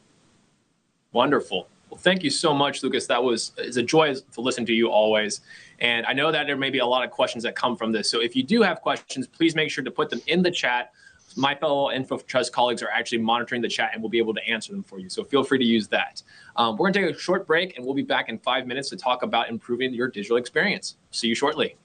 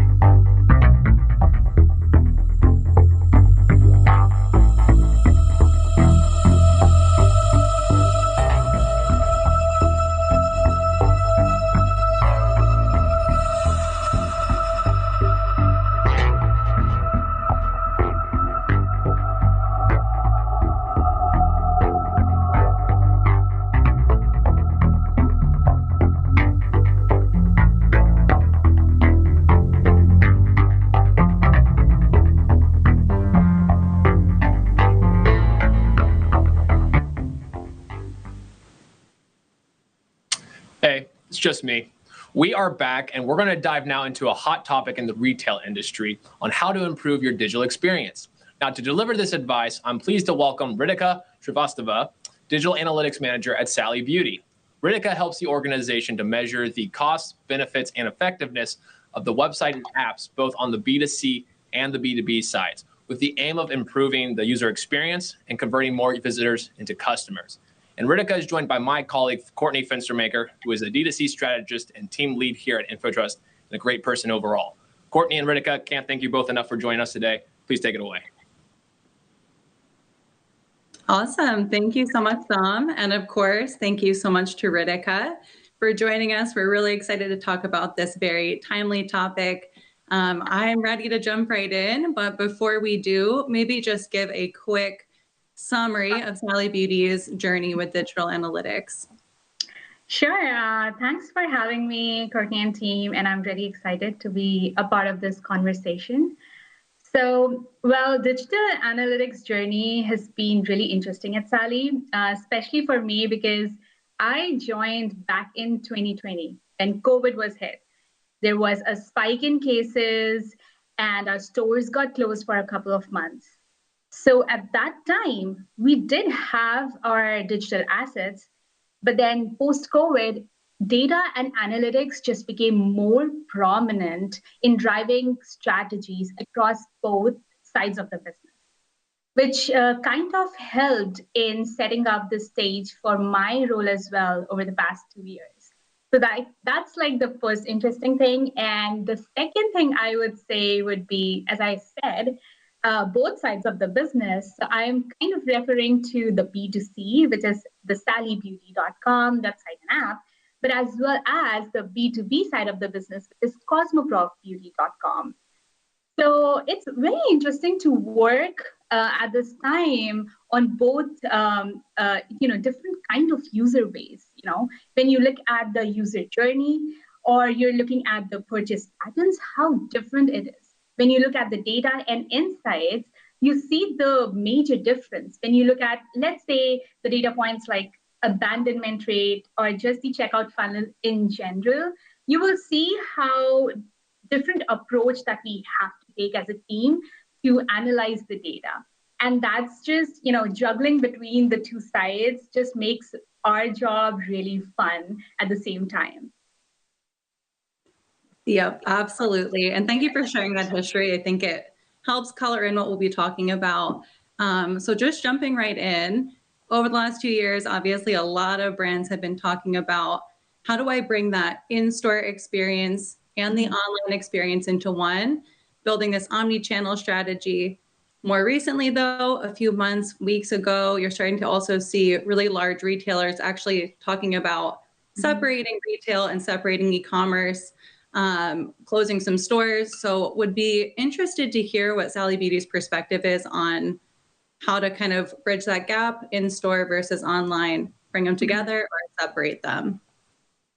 Well, I remember back in 2020, I was working with a few of our great leaders on the product team, and I saw that they immediately started working on omnichannel strategies. So the teams were not just thinking about enhancing digital experience for our users, but also strategizing marketing and email campaigns to best cater to our existing loyal customers. So I would say Sally did not really decided to separate the experience, but instead they wanted to replicate the experience. And I believe the reason behind that was because we really understood the fact that our in-store customers, our existing customers who were used to going to the store, they really needed the exposure to the site. And when with our email or marketing communications, we bring them on our site, we wanted them to have an easy transition. We wanted them to feel at home and not feel like they're going to a different store and then coming on a different site. So we were like aggressively trying to align on those experiences. Got it. Makes so much sense. And do you mind actually just sharing a few kind of tangible, practical examples with us of how you guys brought that in-store experience onto the website? Yeah, sure. So back then, we used to have like a lot of brainstorm sessions and just, teams from across the organization coming together and just discussing what is the problem that we need to solve, how we need to enhance the site. And the first thing that all the teams aligned on was the findability.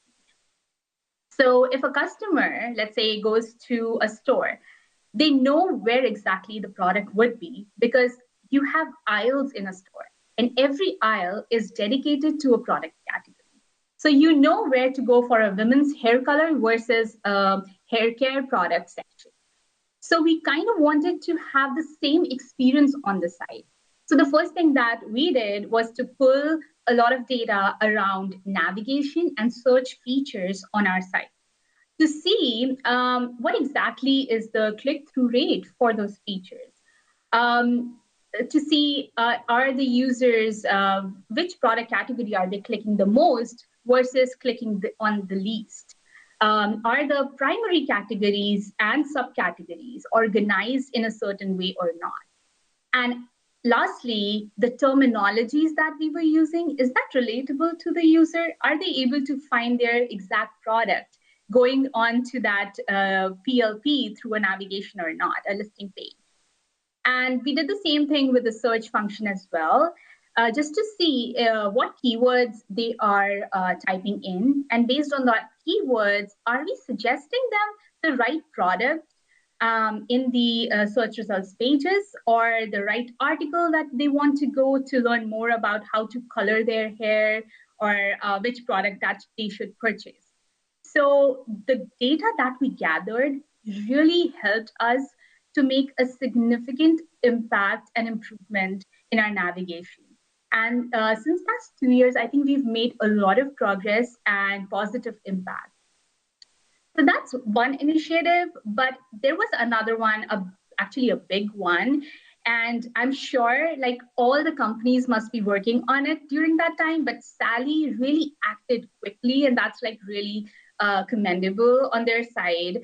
So that initiative was around fulfillment methods. So we already had a segment of users. They did not wanted any contact with the store. They were okay with receiving their products through standard shipment. But then we did identify another segment, another trend going on in that year, wherein the customers had an urgency. This customer segment, they really wanted the product on the same day because they were used to going to the store whenever they needed. So they had an urgency, but they also did not want a lot of contact, to stick to minimum contact. So that's why the teams launched a new fulfillment method on our site, which was BOPIS, buy online and pick up in store.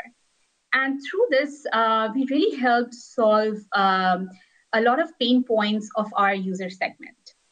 And I remember back then I was working with your team to track every interaction related to BOPIS. We were very, very diligently monitoring it.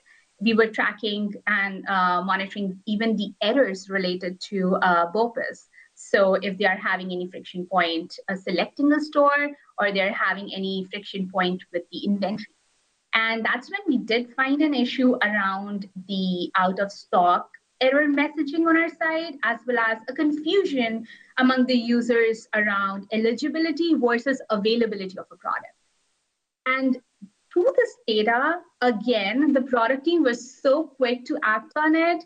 They did pivot their strategies and they launched the stock availability model, which really helped the users in identifying which store exactly have the stock for the product that they want to purchase. So we have been monitoring the activities for BOPIS, and it has been such a success that in 2021, we again launched a third fulfillment method for our third segment of users, who again have urgency, but they also want no contact with the stores. They want delivery at their doorstep. So we launched 2-hour delivery.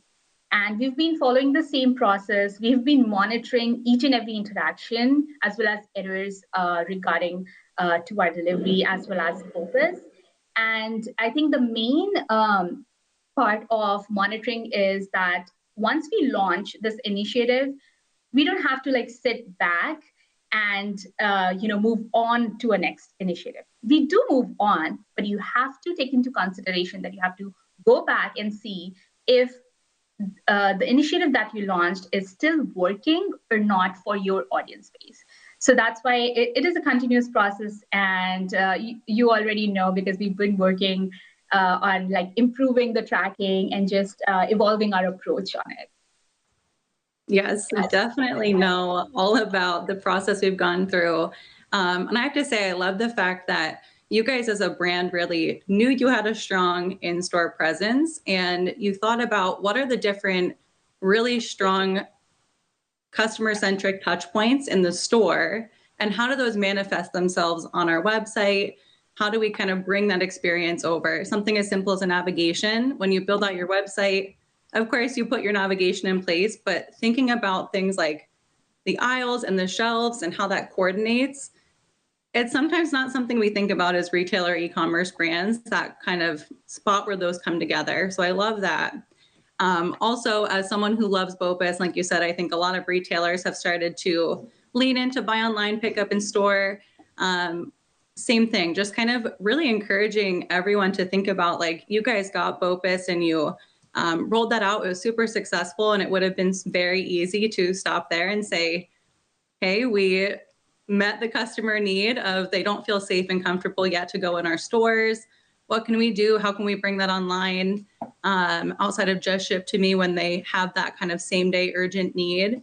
But very important to always be thinking about, okay, we've solved one problem. There's usually more than one segment. That same day delivery, 2-hour turnaround time was somewhere that you guys certainly didn't have to go, but making that investment, it just kind of shows your continued commitment to that digital experience. So I think that's so awesome. One last thing I know you and I are both very familiar with, and something we both really like to work on as well, was the virtual try-on. So do you mind sharing some details about that as well? Oh, definitely. That's like one of my favorite experience when I joined Sally. And it was pretty interesting. I mean, you can try the color on yourself on our site. So I think that's another strategy to replicate the experience from in-store to online.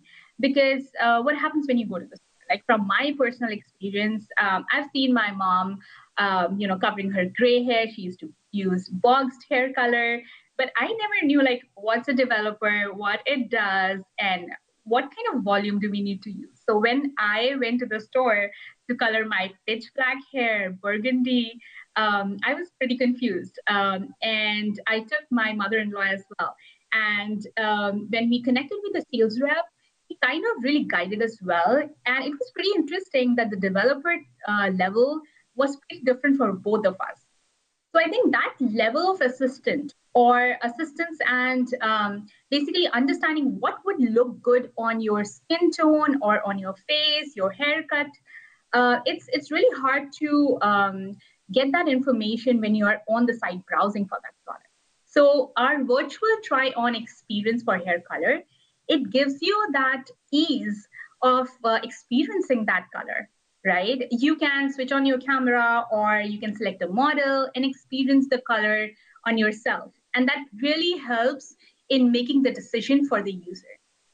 And moreover, our teams also provided the ease to add the product to bag. So we have a link on the same page where you can add the product to your bag. But by looking at the data, we also found that there were a lot of users and their path was going from that experience to the PDPs. So we did understand that these users need more information about the product. They need more information about the ingredients, or probably they just want to go through their peer reviews. So we also provided a link on the same page to go to that specific hair color PDP. So just trying to make it more and more convenient and easy for the users to make that decision for themselves, also to build that confidence in them that this purchase will work and it will look good on me. So I think that level of confidence, if you're in the store, you will have it, but sometimes it does not really gets on you when you're on the site. So I think the teams have really worked on it, and the data that we got did really help in making those enhancements. And I'd say like we do have like a lot more initiatives coming this year. more on personalization initiatives, and we're working also on our apps. So a lot more will be happening on our site and apps this year. So exciting. And I do have to say too, one thing that's really been cool to see over the last few years working with you guys is a lot of these solutions, obviously kind of solutions in the short term to address issues that came up with COVID and how to adjust for the customer experience. But all the examples you just gave are things long term that are still going to be beneficial to the customer's experience and how they can kind of grow with you online and not just in store. So I think that's very important as well to remember. Like, of course, you guys got some short-term benefits, but these are also investments that we can take forward and you're going to be able to leverage and benefit from for many, many years to come. And of course, like you said, already drumming up some new ideas on your team side, which is very exciting. So I love that these have just been very durable solutions. Awesome. So as you've mentioned, we do partner with you guys and we do get to see firsthand all of the different things. You guys are always coming up with new ideas of how to improve the user experience. So I would love to hear, maybe just summarize what you think some of your biggest successes just in the last 12 months have been in that journey of customer experience and improving your online presence.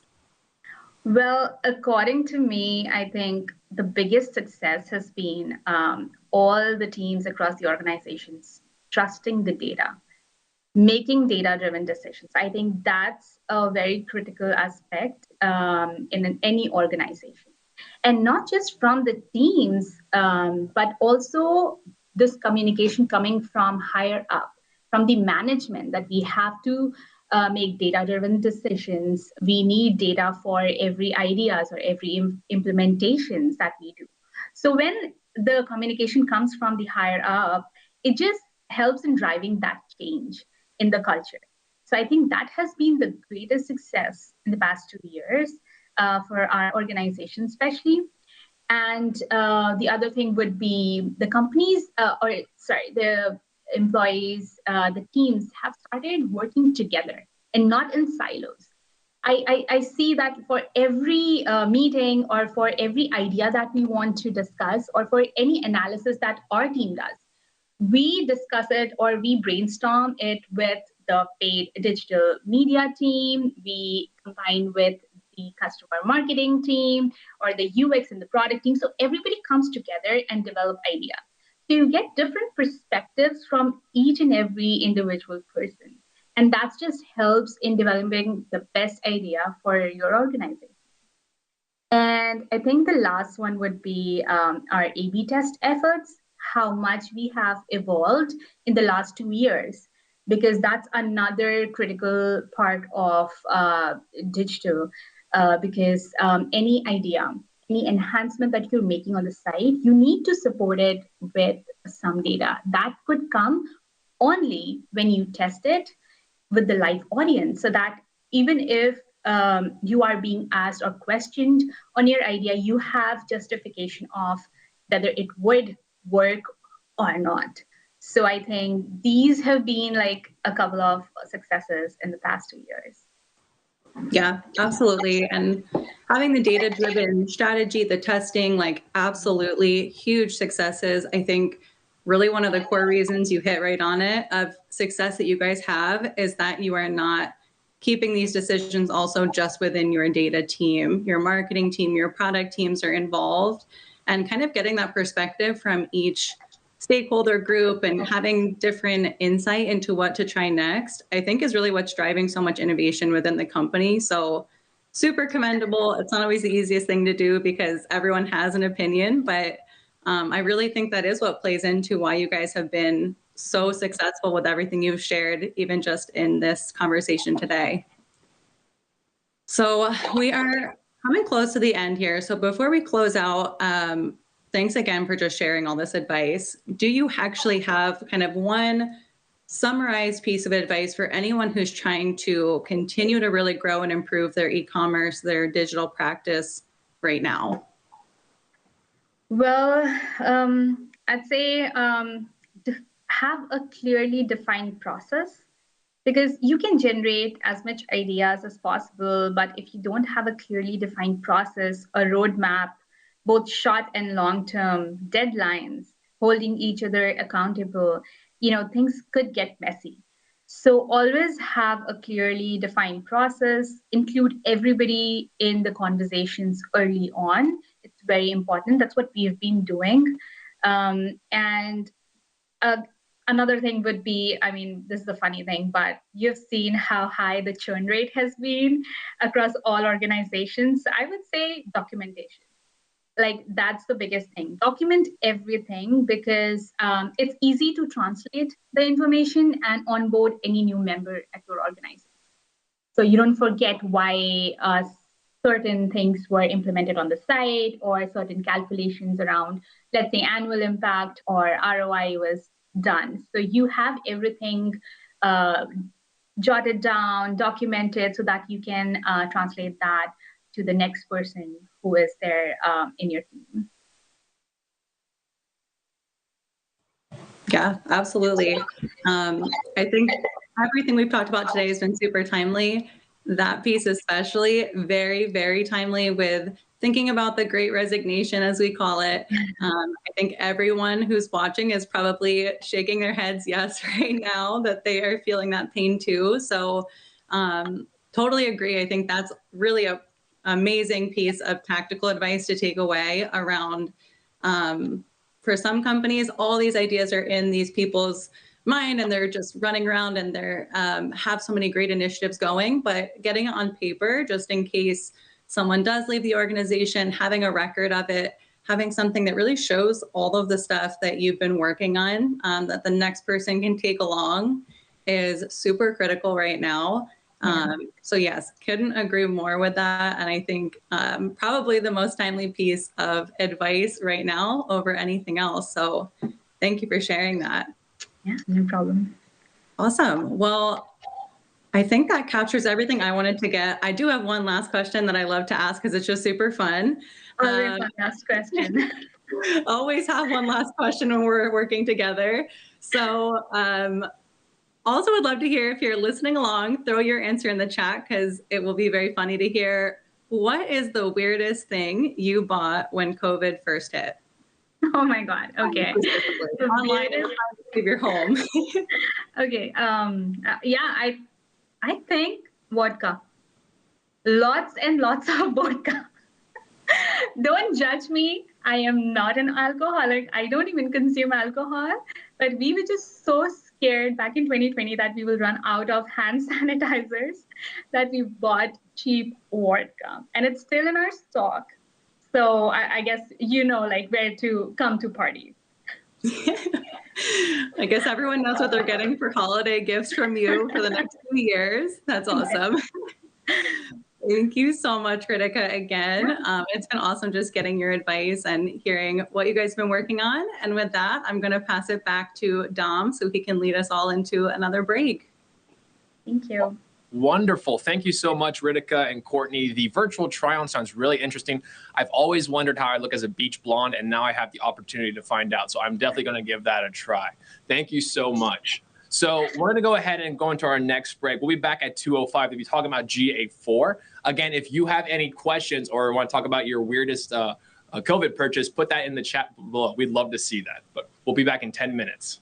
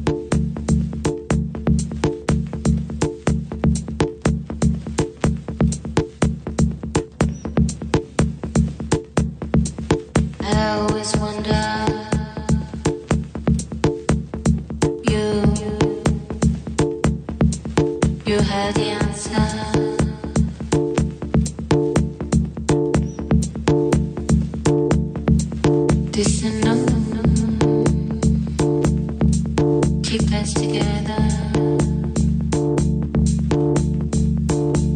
us closer.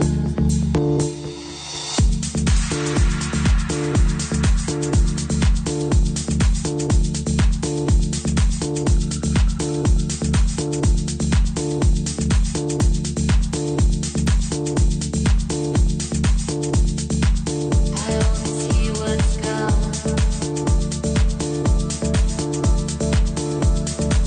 This I know.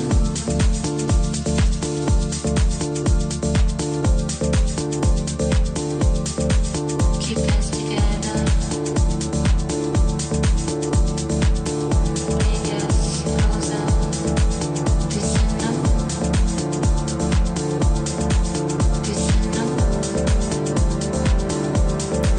Keep us together.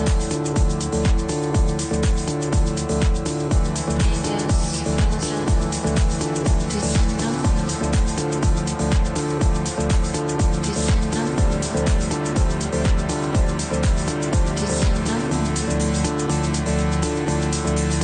I know. This I know.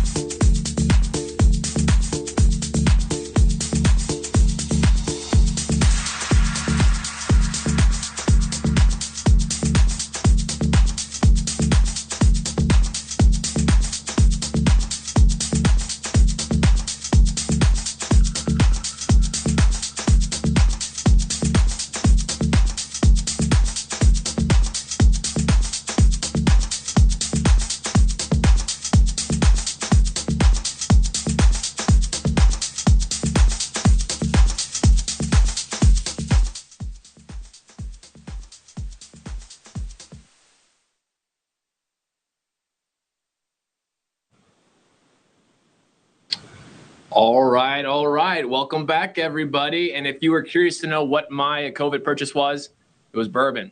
Now, I'm really excited to kick off our next session. We're going to talk all about Google Analytics 4, one of the hottest items in the industry right now. And for this, I'd like to welcome Shweta Kulreshta from Google. Shweta is a subject matter expert in Google Analytics, privacy, and attribution, and is deeply passionate about solving real-world business problems with data. She brings expertise and simplification to help retail advertisers navigate the complicated marketing tech landscape. I'm also pleased to welcome my colleague, Nunzo Emma Embere, a senior lead digital analytics consultant at InfoTrust and works with me here in Cincinnati. So thank you both so much. The floor is yours.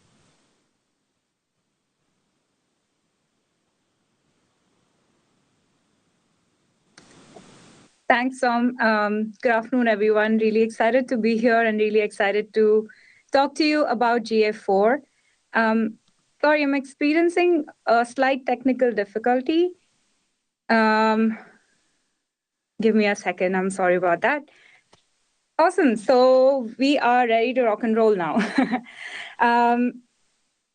If you can move to the... okay, I'm going to jump straight into it. Our industry has gone through a tremendous amount of change in the last few years. A lot of this change can be attributed to rising demands of users asking for more transparency and control over the data that is collected on them, also known as user privacy. And this led to two monumental changes in the industry. The first one being around restrictions that browsers imposed on the data that's collected traditionally through cookies, and the other was a rise in the legal regulations that essentially put consent at the heart of all user measurement. So how is a retailer supposed to prepare for a future with all of these changes in mind? The first thing that you need to do is get comfortable with the idea that there's going to be less data, and get comfortable with the idea that you will have to tap into new solutions like machine learning and modeling to be able to mitigate for gaps like this. The second guiding principle here, if I may, is to trust the data that you own. The first party data, which is the user data that you have, which is consented, is king. Aggregate, consolidate all the insights that you have in order to be able to inform your marketing and activate on it. As a retailer, you know best who is the user that is interested in your business and who is more likely to buy. So use that insight and power your marketing. If we go to the next slide, keeping these principles in mind, this is what GA4 is developing towards. As there's an increasing scarcity of cookies in the industry, GA4 will offer solutions that help you sustain your marketing in a privacy durable way. When we think about marketing, there are some key questions that we are always looking to answer. How many conversions did I get? What can I leverage the insights that my users are sending me to activate on audiences and to gain holistic insight into the user journey? Google Analytics 4 offers solutions that help mitigate for potential gaps across all of these areas. And not just gaps, but also offers intelligent solutions that you can tap into to activate on your marketing. Some of these solutions include the new user ID measurement tool, which allows you to pass your own first party identifier, which will solve across all three areas. There are also exciting future launches where we will integrate with the Chrome Privacy Sandbox, which is our API-based solution. Beyond that, you, of course, are starting to already see certain data gaps around your conversions, around the users that you track. Google will tap into its machine learning capabilities to mitigate for those gaps and predict potential conversions and behaviors that might be missing. As far as audiences go, we have a very robust and very strong similar audience technology that will help predict users and find lookalike users based on the insights and information you have. So remember, aggregation and consolidation is important, and getting comfortable with the idea of machine learning and modeling taking over is also important. So if we go to the next slide, keeping these principles in mind, Google is evolving Google Analytics to meet the needs of today. To explain to you what this means, let me take you back in time. Think about the late 90s where every website was a .com website. You had your dial-up connection, you'd open up your device, you'd go type a website URL, you'd browse a few pages and you were done. That was the entirety of a digital life cycle of a user online. Come back to 2022 and think about the user of today. The user practically lives online. There are constant signals being sent to your brand indicating user intent. It's no longer about Shweta's app journey or Shweta's web journey, but it's about Shweta's holistic journey with app interactions and web interactions. This is exactly the kind of analytics capability and measurement capability that Google Analytics 4 is designed to cater to. Let's dig a little deeper into that by going to the next slide. GA4 offers solutions that span across all the different areas within measurement. These areas include data collection and measurement. This is where GA4 offers a flexible and customizable means to collect and track data through the event-based model. As an advertiser slash marketer slash analyst, you get a lot of control over the information that you collect and the way you want it to be structured. The second area is to be able to analyze this data for insights. I like to say that GA4 is a smart analytics platform, and that's because machine learning is pretty much at the heart of everything GA4. Machine learning plugs into data collection, plugs into data insights, plugs into reports.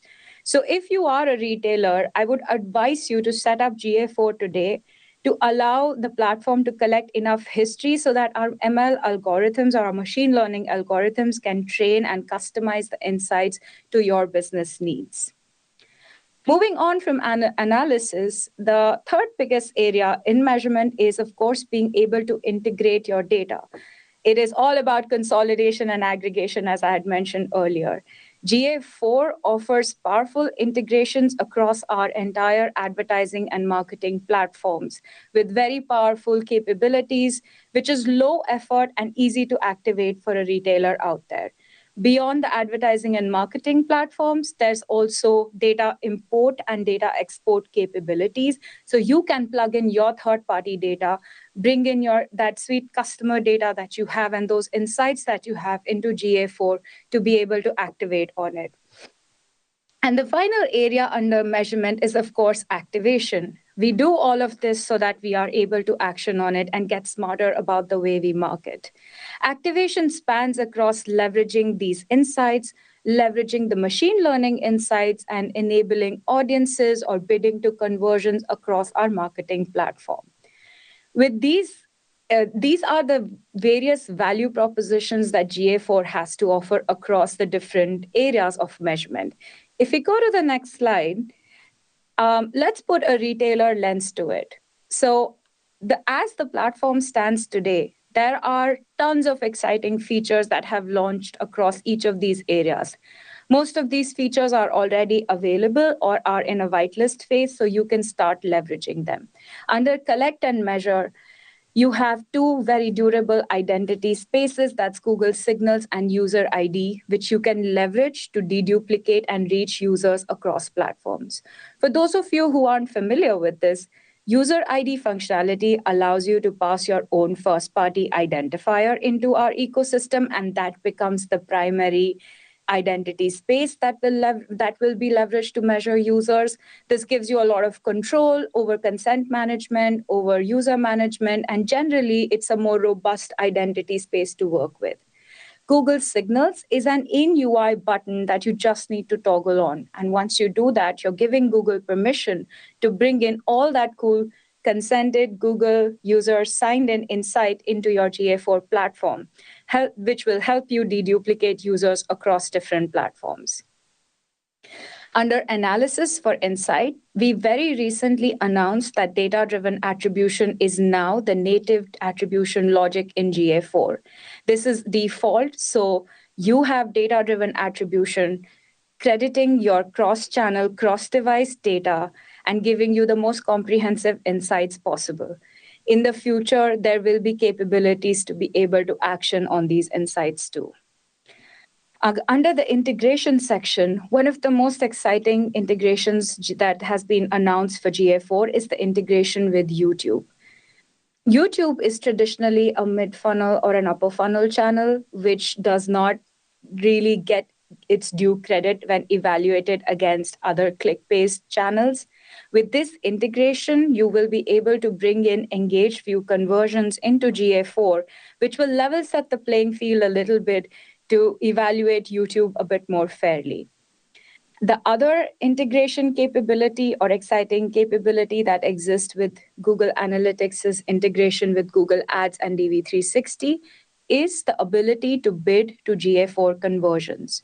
If GA4's comprehensive cross-channel, cross-device conversions are indeed your source of truth, you will be able to export these and be able to action and bid upon them. This helps you centralize all your conversion actions and be able to inform your bidding accordingly. And the final piece, which is the place where you actually make money off of the data and insights that you're collecting, is around activation. So the two features that I'd like to call out here is activating through machine learning. So as I mentioned earlier, GA4 is a smart analytics platform, and that translates into predictive metrics, which can then translate into predictive audiences. And these predictive metrics predict conversions, churn, as well as revenue. So you can share this across your integrations and action on them. And the final feature, which is a very exciting feature, is the BigQuery export. The GA4 to BigQuery export is available for all GA4 customers. And with this, you can bring in your GA4 data into our BigQuery engine. You can connect this with other third-party platforms. You can leverage this to enrich your data, or you can just make the GA4 data more intelligent, send it back to GA4 and activate on it. So I hope this helped you understand how Google Analytics 4 is the platform of the future and the platform for today. I hope it helped you understand how our two guiding principles, which is getting comfortable with less data, getting comfortable with machine learning and modeling, as well as trusting the first-party data you own, consolidating and aggregating it helps with your marketing activation.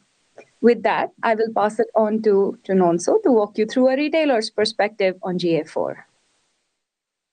Thank you very much, Shweta. Actually, I'm going to be building on Shweta's points for why GA4 is important in the retailer's perspective, and then we'll look at a few business use cases that we're currently working on right now and what you should be focusing on in the future. Next slide, please. So one of the many benefits that has been highlighted with GA4, as Shweta mentioned, is the data model and data collection capabilities. And just for your information, GA4 uses an event-based data model, and I will explain why that's important. So half of all internet shopping traffic is happening on mobile devices, and this is consistent with some trends that I've noticed while working with retail data for a couple of years. In many occasions, mobile traffic has the lion's share of data that comes to the website. So why is this important? Most businesses are adopting a mobile app strategy in their business model, and GA4's flexible event model allows you to marry this data between mobile and web data so that you can see return on investment from all platforms. And it also limits the distraction from looking at data platform specific to just looking at the user journey in that entire ecosystem. Next slide, please. The next benefit that we've heard about is, it sounds plain, but the reporting structure. GA4, apart from having the standard reporting that we have in GA, you now have the ability to get more structured reporting in your business that are more tailored to your business needs and specifications. GA4 gives you that ability. So instead of Google defining how your report should be, the power is now given back to the analyst to define how reports should look for the organization. Now, these reports are also fast, and they are queried very fast, and even with huge amounts of data. And as Shweta mentioned earlier, they are powered by machine learning. For example, you have reports in your analysis hub that also shows you anomalies in your data when you use some advanced measuring techniques. And as a segue to the next importance, the next slide, please. Data-driven attribution and machine learning is another important thing, because one of the pain points that we had in Universal Analytics was the tedious work that had to be done when trying to go through the ETL process, that's extract, transform, and load process, to activate data and retarget. Not only do you have the same GMP or GCP integrations, you also have predictive analytics built into that functionality. And now you can have much better insights in your GA4 reports, or you can build smart audiences in your analysis hub. So that's it for some of the importance that we've heard. The next section that we'll talk about, next slide please, would be looking at some business use cases from what we're working on right now with clients, or things that they expect to happen with GA4, which I feel will be interesting. One of the largest food and beverage industries in the world is currently utilizing GA4's attribution and user identification features. And the goal is to better understand the acquisition point at the top of the funnel and how that translates to return on investment.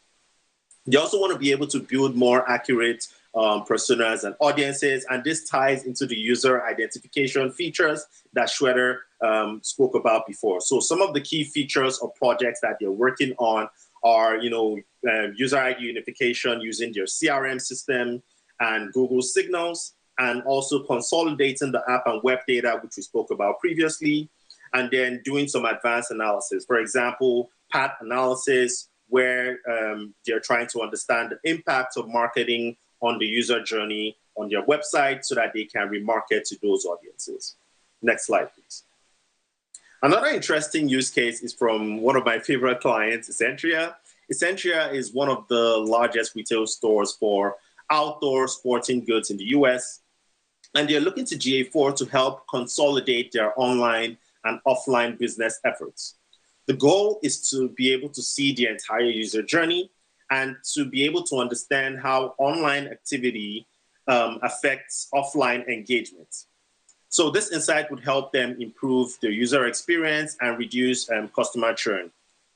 Apart from that, they also want to utilize an analysis hub to build custom reports that are specific to their business and things that they can control and share across the organization.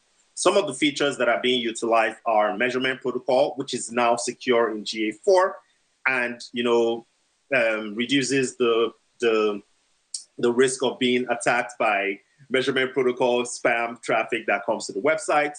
Also utilizing BigQuery exports, which is supposed to have an SLA when it's released, and this would help them to make predictions in near real time, because right now in Universal Analytics, BigQuery does not have an SLA. And then being able to define all their reports in data-driven attribution.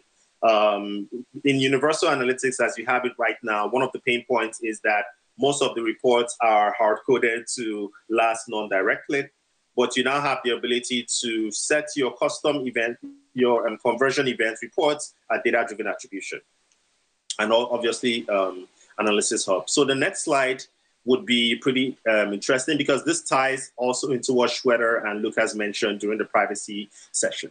So with all the privacy laws emerging, most businesses, especially businesses in the UK and the EU region, are losing access to quantitative data from non-consenting users. And this obviously impacts their ability to make informed decisions. GA4 provides features to accommodate these changes while respecting the privacy preferences of the user. And one of these features is called consent mode. Consent mode utilizes behavioral modeling to accommodate non-consenting users so that you can leverage both observed and modeled data while you're looking at your reports. And what does this mean? We're actually running a pilot with most of our clients, one of which sells pet nutrition globally. In testing, we actually observed a 10% increase in the volume of observable conversions with consent mode versus without consent mode. And this was quite insightful to the clients because right now, with this information, they're able to better optimize their marketing campaigns in the future. A quick disclaimer is this was just a pilot, so it wasn't done on a large set of data. And also consent mode is not fully built out. So right now you have the observed part of the data that you can look at in your reports, but the modeled part is still something that hopefully would be available as we proceed. One of the new features that will be launched in GA4 as we proceed. And this consent mode might not necessarily be a solution for your business because, especially if you're not impacted by the privacy laws. Just wanted to share that information. So the main value here, you'll be able to see both your observed data and the model data to make informed decisions. Next slide, please. So here we're going to be focusing on what you should be doing right now. What are our clients doing? What are we advising our clients to do? Next slide. Obviously, you need to prepare now. Change is a very daunting task for anyone, even most organizations. And Shweta mentioned this initially. So we usually advise our clients to take an iterative approach to the GA4 migration. This way, they can be able to maximize their return on investment and save costs. So what does this even mean? So using an iterative approach allows your stakeholders to learn about GA4 and enjoy the new features that will be released in GA4 as we proceed, and I'll explain. But generally, what you should be focusing on right now is dual tagging, data collection, and also seeing the big picture. And what do I mean by big picture analysis? I mean that you should start creating an environment for data integration, just like Shweta mentioned previously. And then finally, communicate this in your organization let people know that there's something coming for the better, and this is how we intend to have that change. And I'll dive into this as we proceed. Next slide. So with respect to dual tagging, the first step would be to take an inventory of the current events that you're tracking on Universal Analytics and then see how that would translate to GA4. So you need to ask yourself questions like, how should events be deployed in GA4? What events do we need to migrate in GA4? What reports need to be migrated or can we build in the analysis hub that are beneficial to our business? And so many other questions. So depending on what your answer is, this process might take time, and depending on how much resources you have, this might take time or it might be a very quick process. And you can start deploying GA4 as easy as just setting up a page view to start getting historical data. And one of the benefits would be you start getting historical data, and also when new features are launched, you already have enough data to start enjoying those features. Like Shweta mentioned, GA4 has machine learning built into its functionality. So when you have more data, it starts learning about your data to give you much better insights. Next slide, please. The next would be to create an environment for data integration. So it's very important to start breaking down the silos of data that you have in your organization. So you might be collecting the same user data in different platforms, which is understandable. But you need to ask yourself questions. If I wanted to see this user, regardless of platform, if I wanted to understand this user's journey and the lifetime value of this user, is it possible for me to do that? Is it possible? And if the answer is no, you should ask yourself again, if I wanted to marry data from one platform to the other platform, is that a possibility currently? So if that's not a possibility, then you have to start building strategies that would allow you to merge this data, okay? So you have to start looking at building things like a user ID feature, a unique user ID feature across some of your platforms. And you also have to start looking at your app and your web data. If you have that as your business, how do I marry this data? In Universal Analytics currently, because we have some sort of web and app implementation, but if you have this data, you might notice some loopholes. GA4 actually helps you consolidate this data, but you have to do some work to marry this data from an event naming perspective and how you intend for that data to look when it gets into GA4. So the benefits here are that you have a focused analysis on the user and his journey, and then you have less distraction on different users and the same user in different silos. And you also have a visibility on your ROI sources, regardless of what platforms or devices the user is on. Okay? Next slide, and I think this is the final one for me before I pass it back to you, Shweta. Finally, embracing change. Like mentioned, change can be a very difficult thing to achieve in any organization. So early communication is key, especially now where features are still being rolled out. Let people in your organization know that this is something that is going to happen. GA4 is most likely going to be the new source of truth in a few months, in a year or so. And these are the things that we should start doing. When you're doing the migration plan, you would also start learning about GA4, and you can set processes in place to train your organization, okay? So this way you have early buy into GA4, and this would help empower your stakeholders and set them up for success. And finally, when GA4 becomes the source of truth, you save cost, because that way people can easily or seamlessly transition to using GA4 and providing business value from day one. So I hope this gives you an understanding of how GA4 is being used right now and some of the things that you might want to consider doing. We're doing this with our clients right now, and most of them are already seeing the benefits. Shweta, back to you.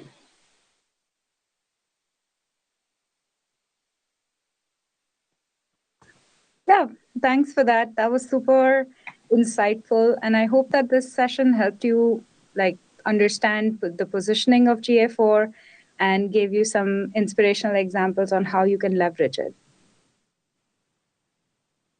Awesome. Yeah, absolutely. Thank you so much, Shweta and Nunzo. And Nunzo, I think you made a great point with step one with dual tagging. Being on the partnerships team, that's something that I hear commonly and we talk about specifically. And not just to look at specifically Google Analytics 4, but also looking at your current universal analytics. Because at the end of the day, your analytics is your backbone. So it's imperative that you have that complete data collection in the first place with your universal analytics. So that way, when it translates over to Google Analytics 4, you already know what's in place and what you're looking for when it comes to the actual migration or the transition itself. So that's something very common that we're hearing. And you can learn more about Google Analytics 4 through Crawl, Walk, Run. So again, if you complete that form that's in the list below, you will receive a complimentary copy of Crawl, Walk, Run from the InfoTrust team. The marketing team will take care of sending it over to you. But thank you both again. This has been really fun, kind of learning more about the benefits as it applies to retailers and e-commerce organizations. And what we're going to do now is go on to another break. And when we come back, we're going to talk about the importance of retail in the cloud environment. Stay tuned.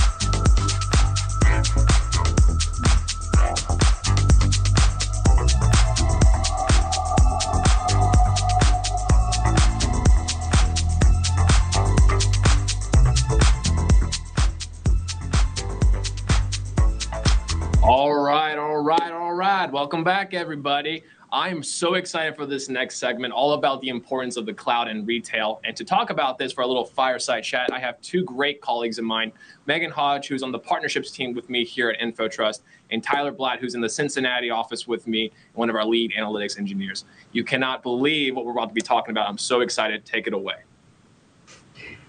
Thanks so much, Dom. Hi, everyone, and thank you for joining us today. We're here in the 7th inning stretch, and during this session, Tyler and I will discuss the importance of cloud and retail. We've been tag teaming during meetings with partners over many months as retailers begin laying out the groundwork or actively building out their data flows to support future-proofing their sites. So our retailers understand that developing a clear strategy that maintains and grows their access to first-party data is really critical to avoid spending more for flat performance.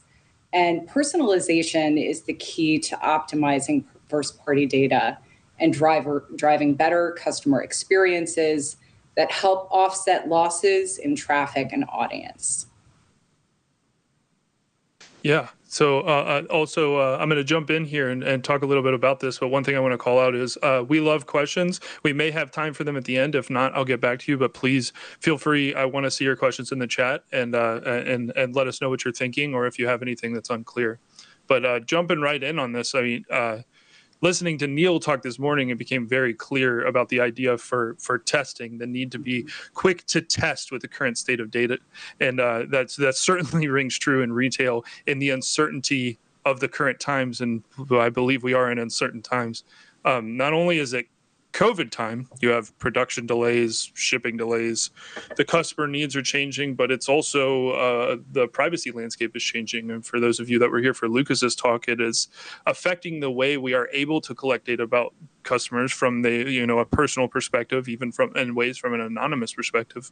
And first-party data is becoming more important than ever to kind of circumvent any coming changes and to make sure that you're set up for that kind of strategy. And on top of that, when your contract between you and the customer is sort of being rewritten, you have to ask yourself, are we listening to them and evaluate what you're collecting in that first-party data strategy?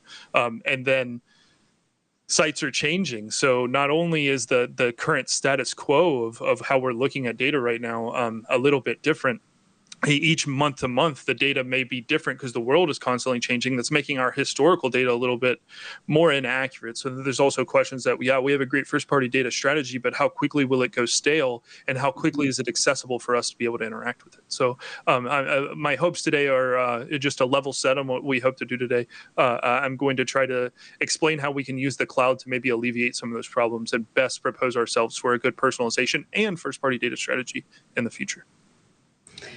Absolutely. And Tyler is sort of our Swiss Army knife of everything data. So he can walk you through basically any kind of architecture in terms of solving any data issues. So thank you for that, Tyler. I appreciate that. Yeah. And just to go back to this barrier to personalization. So one of the top barriers that is recognized through a McKinsey survey that was recently polled, 67% cited that collecting and integrating their data as well as synthesizing was really their greatest personalization challenge. And other barriers might include, not having the right internal expertise from a data analytics perspective. Of course, alignment. We've heard that theme come up repeatedly during different sessions. Alignment of teams was also critical. And then finally, just activation. And through our conversations, Tyler and I, with organizations, we've been, we've heard that different retailers have made significant inroads, but still needed some help with their data flows and stitching it all together, while others were, just sort of kicking off their strategy. Yeah, to recap off or talk a little bit off the back of how important data management is, the first one on this slide, but to hone in on data management specifically here. If personalization is the destination, then data management is definitely the road to get there. And where I'm often seeing companies fail is it's not just the data that you have, but it's also the systems you have to organize that data. Do you have a semantical layer? How is your data being organized? Do you have it readily available for analysis? You can collect all the quality data in the world, but if the people who need to interact with it are not able to interact with it, then it's effectively not useful. And then ultimately, the way I think we should be judging our data is, does it lead to more insights? Is it supporting a cyclical nature in which we understand our customer deeper, which allows us to ask a question or collect more data to understand them deeper? It should be cyclical, in which it serves us to be able to both expand on the quality and quantity of our first-party data sets and dive into them. So data management is very much central to the philosophy of how I think we should be measuring our first-party data sets, and especially as they relate to personalization. So that's certainly the first section of the slide that we're on. Second section being the decisioning, which is really close to that semantical layer that I'm talking about, or even the organization or the philosophies we have against how we're structuring our data. How are we organizing our data? What are the plans for it? What do we need to collect that's not being collected? The design section here, if we think about design, it's how are we designing our team? How are we designing our projects? How are we designing our capabilities and talents that we need to push through? Because you want testing to be a cultural thing, not to be something that we're just trying out right now. And if you take anything away from Neil's keynote, and Michael's keynote, which was a very, very powerful session, I think that's one of the biggest pieces. Testing culture doesn't just happen at the macro level and the micro level. So even down to looking at within specific personalization goals, a culture of testing can be achieved by how you acquire talent and how you build your team. Then lastly is the distribution, or the execution of these concepts. So you want to, the technology enablement's a big one. This isn't necessarily trivial things. There's a lot of data that needs to be collected. There are a lot of third and first party data sets being combined. There are a lot of tools out there that allow you to enable how you would use a personalization engine, enable how you could link it to, something like email ad campaigns and other such things. So leaning on the technology that's available that allows you to get there oftentimes will help people do number 8, which is test and learn. Do this faster. You want this culture where you're continually testing. You're leaning in, and your test should. I think you evaluate a good test is if it came to a conclusion, that conclusion should inform your next test. That shouldn't be the end of the road. You should say, I now understand that this is a profitable thing for my customers, or this is a thing that's causing them to think the behavior of the site is not ideal. And then there should be a test on how to solve that problem, or to understand that deeper, to collect that information. And that goes back to the cyclical theme with testing. And it's iterative, right? So, it's that 5% that Neil was talking about, just getting a little bit better with each week and each month that goes by. And just kind of going back to that test and learn environment really needs to be supported from the top down. So leadership has to be, heavily invested in that testing environment, testing and learning environment. Completely agree. Okay, I'm going to the next slide. All right, this is one for me. So I'm going to go engineering on you guys for a little bit, but trust me, we're bringing it back home. So it's a little difficult sometimes for me as a /engineer/business person to walk this line. So I'll do my best, but please, if something's not clear, let me know in the chat, and we'll make it clear. So how does cloud fit into all of this? I will do my best to keep the technical parts brief. BigQuery first-party data strategy. So you need a place to store this. So BigQuery is a perfect home for a first-party data strategy, and in my opinion, the best data warehousing tool on the market. I want to talk about a couple of the features on why you would want to build around BigQuery and some of the headaches that it leaves. Firstly, it's a fully managed tool. So when you think about, what is the cloud replacing? These big server racks that used to be the whole reason we call them the cloud is we had these physical on-premise server racks. And one of the big pains with server racks or running your own databases is you have to have an IT team to run against them. BigQuery is managed for you. You don't have to have a team that runs against it. It's a platform that you can use as this service. Because of that, I'm actually going to jump to my second cost-efficient point. Space is actually pre-allocated. Now, there's other data warehouses on the market where you say, I need 2 terabytes of data, and then when I'm at, 1.9 terabytes of data, I'll come and talk to you and provision more, and you have to continually manage that, and IT has to think about space and how that works.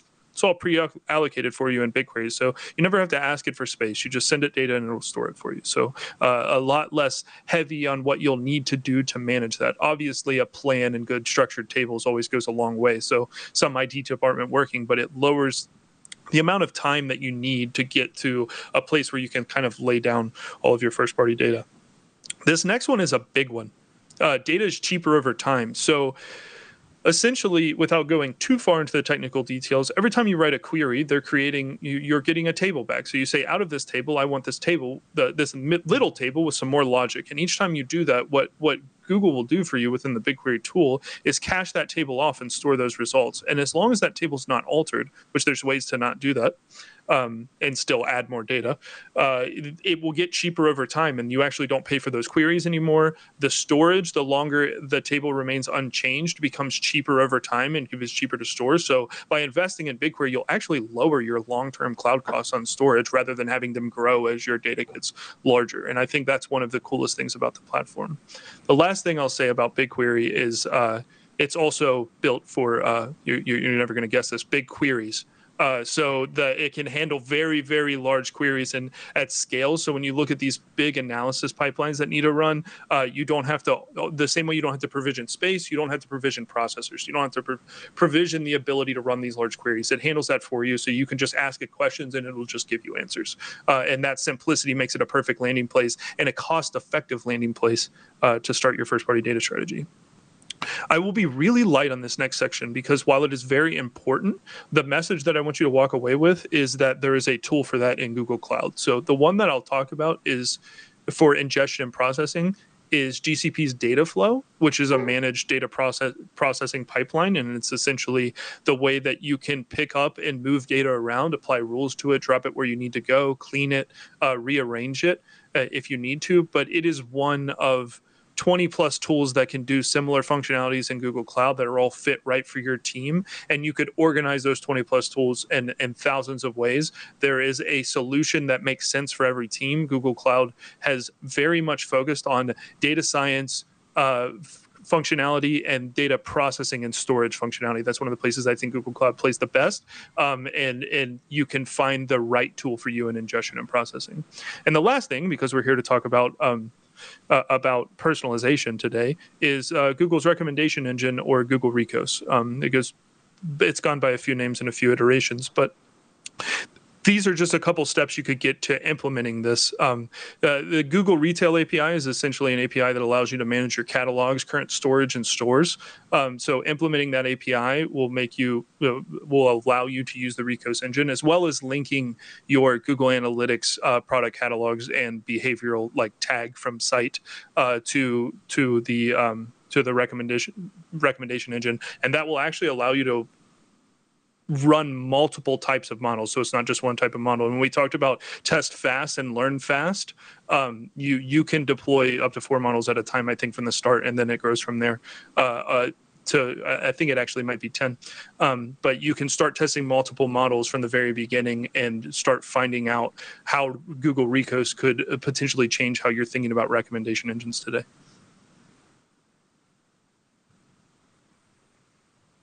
We can go next slide. All right, so Tyler and I are going to walk you through a challenge that was presented by one of our clients that we've worked on. We can go to that next slide. Okay, so the client came to us with a goal. So they really were looking to optimize their on-site personalization, and they needed some data governance and standardization really to ensure compliance. And they were thinking about evaluating and auditing the current data warehouse, getting that ready for machine learning, ultimately enhancing the customer experience and driving more conversions. Really, the challenges that they came across was that their current tool didn't provide a clear and actionable data, really surfacing that in their current A/B testing. And then they lacked the capability to render side-by-side comparisons to learn from that and to visualize that. They also did not have a mechanism for user-based product recommendations based on that interaction.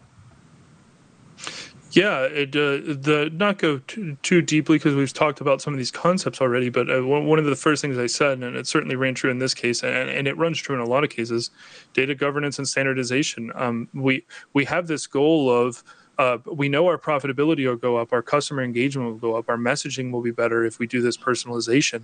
And there's this narrative to get there. But like I said, the road to that it comes from your data management, your data strategy. So the data governance and standardization piece often is a pain that people skip over and want to jump straight to the value. And no means am I saying without the correct data, you can't start testing. I would say test now and build as you go on. But to see the deep value in those tests, you want to make sure that you have quality data and you understand and have organized that. So that's one big thing I want to call out as a goal, and both one of the challenges that stands in people's ways. One other thing I always like to say, just because I feel like these terms get thrown a lot and people don't clarify this, so less important for personalization, but the difference between a data lake and a data warehouse, because I think it gets lost on people.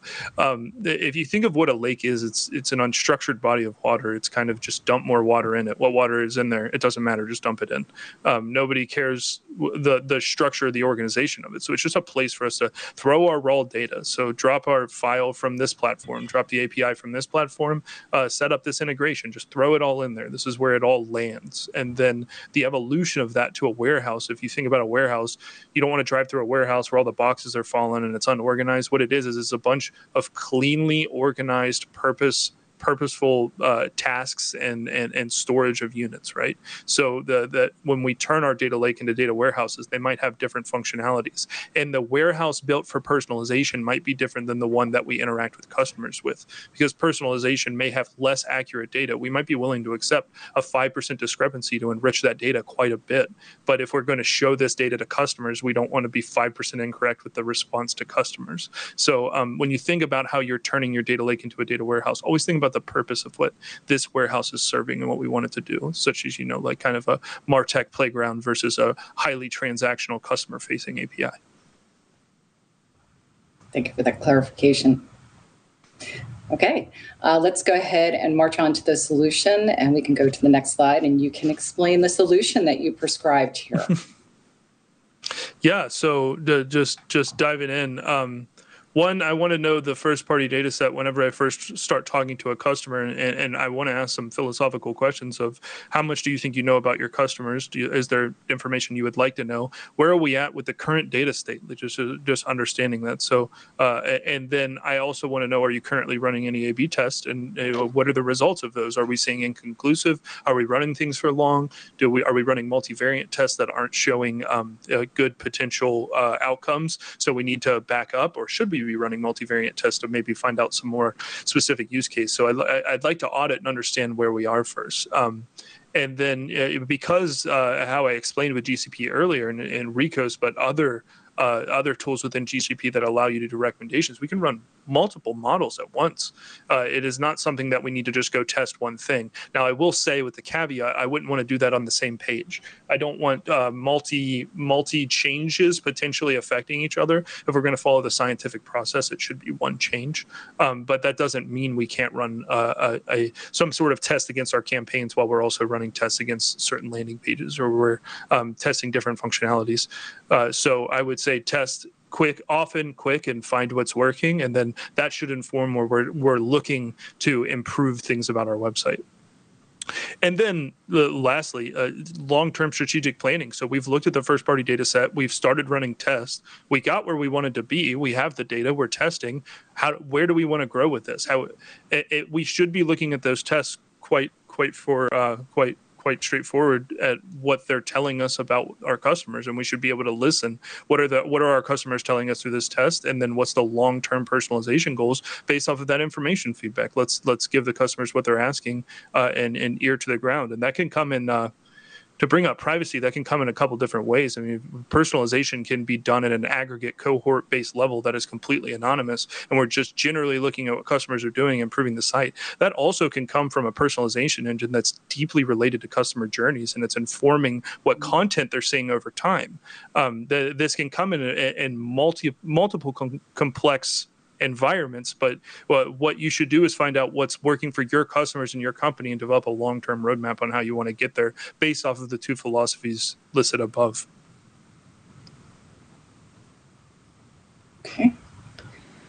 And I always like to show this visual. I think it really just aligns in terms of what we were talking about and the concepts behind it. And really, this is just the ideal state. It's a fully optimized data flow with a single customer view within analytics. And then those bi-directional for marketing performance metrics for optimization, as well as those user data sets to help map the online and offline activities. Yeah, the quick comment on this, even looking at this single customer view, it's almost, the privacy narrative is almost given like a new definition for this to me. And this is something we've been using, this visual has been something we've been using since the privacy world really changed rapidly. I mean, this is something that the InfoTrust has been preaching for a long time, but when you look at this, you kind of have anonymous signals on the left and then tied to users on the right. The image. So it's interesting to see the philosophical breakdown of how we can think about this data differently. And regardless, we should be collecting behavioral information from an anonymous perspective, but then when the user consents and agrees to it, then we can think about those very specific user data sets and how they apply to those top level metrics and how we could potentially have them influence cohorts or understand our customer journey a little bit more specifically. Yeah. We can go to the next slide. So nobody should be scared. We're going to show you some roadmaps that we've developed. And one roadmap, I'll go ahead to the next one, and you can kind of do a high level over this granular roadmap for the personalization that was going to be that first sort of step into the project. Yeah, and I mean, a lot of this should be obvious after what we've been saying, but this is more or less, a system. Say I want to be there. How do I get there? And you can certainly add steps to this along the way, but this is just a way that we propose taking a stab at this type of culture and what you could do to implement it now and get to some long-term goals. So this is a fairly short-term goal. Of just looking at where your current A/B testing and other platforms are, reviewing your data conclusions is just what is my data telling me now, or do I even have the ability to understand what my data is telling me now? Setting up, if you want to start with Recos, there's some basic steps at the beginning of this for setting up what you'll need to do to be able to use Recos. We suggest optimize, but the implementation of an A/B testing tool is obviously great if you're thinking about doing recommendation engines or other personalization like tools. And if you're going to do Recos, setting up the data feeds and retail tags. If you're on the Google stack, we would suggest linking everything that you can. And even if you're not on the Google stack, BigQuery is a great place for you to land. It might not have the linkages that GA, SA360, and Google Ads do to some of the A/B testing and Recos platforms within the Google network, but that doesn't mean BigQuery is not a great place to start storing your first-party data sets. And then ensure normalized data collection in GA or whatever your analytics platform is. Make sure that you have good standard data, and especially if you're multi-brand, because you want to run this across lots of places. When you're thinking about scale, you want to nail this down with some brand and have a proof of concept. But when you want to scale it out, you want to make sure that there's some kind of standardization and governance layer there. And then I can't say this enough. The final bullet on the the first bullet on the final stage: launch, revise, test. Go back and revisit, refine. Use the logic to create more logic. This is not a process that is just one and done. Okay, we did it, we tested, take all our money and move on. It is cyclical in nature and should be treated as such. So more models, revise models, and always test and report. Reporting is so necessary. Okay, and then the larger model. Yep. So this is a little bit more complicated. I don't know that I'll go line by line, but at least go section by section. Evaluate feasibility for multivariant tests and MBTs. I'll speak a little bit about the complexity. So running a multivariant test means you have a lot of data to be collected. So they specifically take longer and sometimes can be inconclusive if you didn't do a good enough job at choosing the differences. So you should definitely think before you just start throwing multivariance tests, because if we're thinking test fast and learn, you're not maybe going to get insights if you start off with that. But once you think you're ready and you have a pretty good idea that this is definitely affecting our customers and this is definitely affecting our customers, then it's time to review that, evaluate, and start to implement that. reviewing the data state and establishing the need model. So these are models we absolutely need. So if we understand CLV and we understand and we have highly personalized journeys, we might change what we're showing customers based off of their customer lifetime journey and what the products that they're seeing on the page. So that is a need model. That's something that's going to really heighten the ability for us to make money or give them the products that they really want. GCP readiness assessment and privacy risk assessments, that's just making sure that we know, are we using cloud in the way that we should be? Like, have we talked to a partner that maybe knows cloud better than us, or hired an engineer that knows cloud very well to say, like, hey, we're using this in a clever way? Because a lot of people will step into these worlds and the tools are easy to start, but the for cost savings, scalability, and efficiency, oftentimes it's good to assess where you're at. And that's the same from governance and privacy. So just understanding how much of this is relying on third-party cookies. Will we be able to use identification tools in the future to reach out to these customers? How much email data do we have linked to our anonymous analytics data so that we could build segments out of there and then use Google Customer Match to reach out in audiences? So it's asking those questions to understand how ready you are for privacy. Okay, I think we're getting close to time here. So yep. I guess if we want to kind of just wrap it up and then see if we have a time for any questions. Yep. Yeah, if we can jump to the last slide here, I've got a little quick recap, and then we can ask for questions, and if there's no questions, we can talk about COVID purchases. So obviously, I just talked about multivariance test. Custom machine learning models are important, and you should understand which models best fit your use case. I want to recap a little bit on themes that I think you should take away. So number one being a culture of testing. You should make sure that we're not just stepping into this as something that we're going to try, but we're going to commit to this culture of testing and make sure that we continue to push that, because that's where you see the deep value. A first-party data set that informs us of users' actions. So you'll build many first-party data sets, and they'll have many purposes, some transactional and some analytical, but make sure that your first-party data set is informing you of how users are behaving. You need a strategy on what you're collecting and how you're organizing it. So that's a piece that a lot of people miss is, what should we be taking in? How should we be organizing it? Is it discoverable? Does it support for analysis amongst the team? Cyclical testing is the goal. That's a big point, is we want to make sure that the testing feeds back information for what more we could be collecting, what more we could be diving in for analysis, and what other tests could be being run. And a big one is privacy is not at odds with this type of measurement.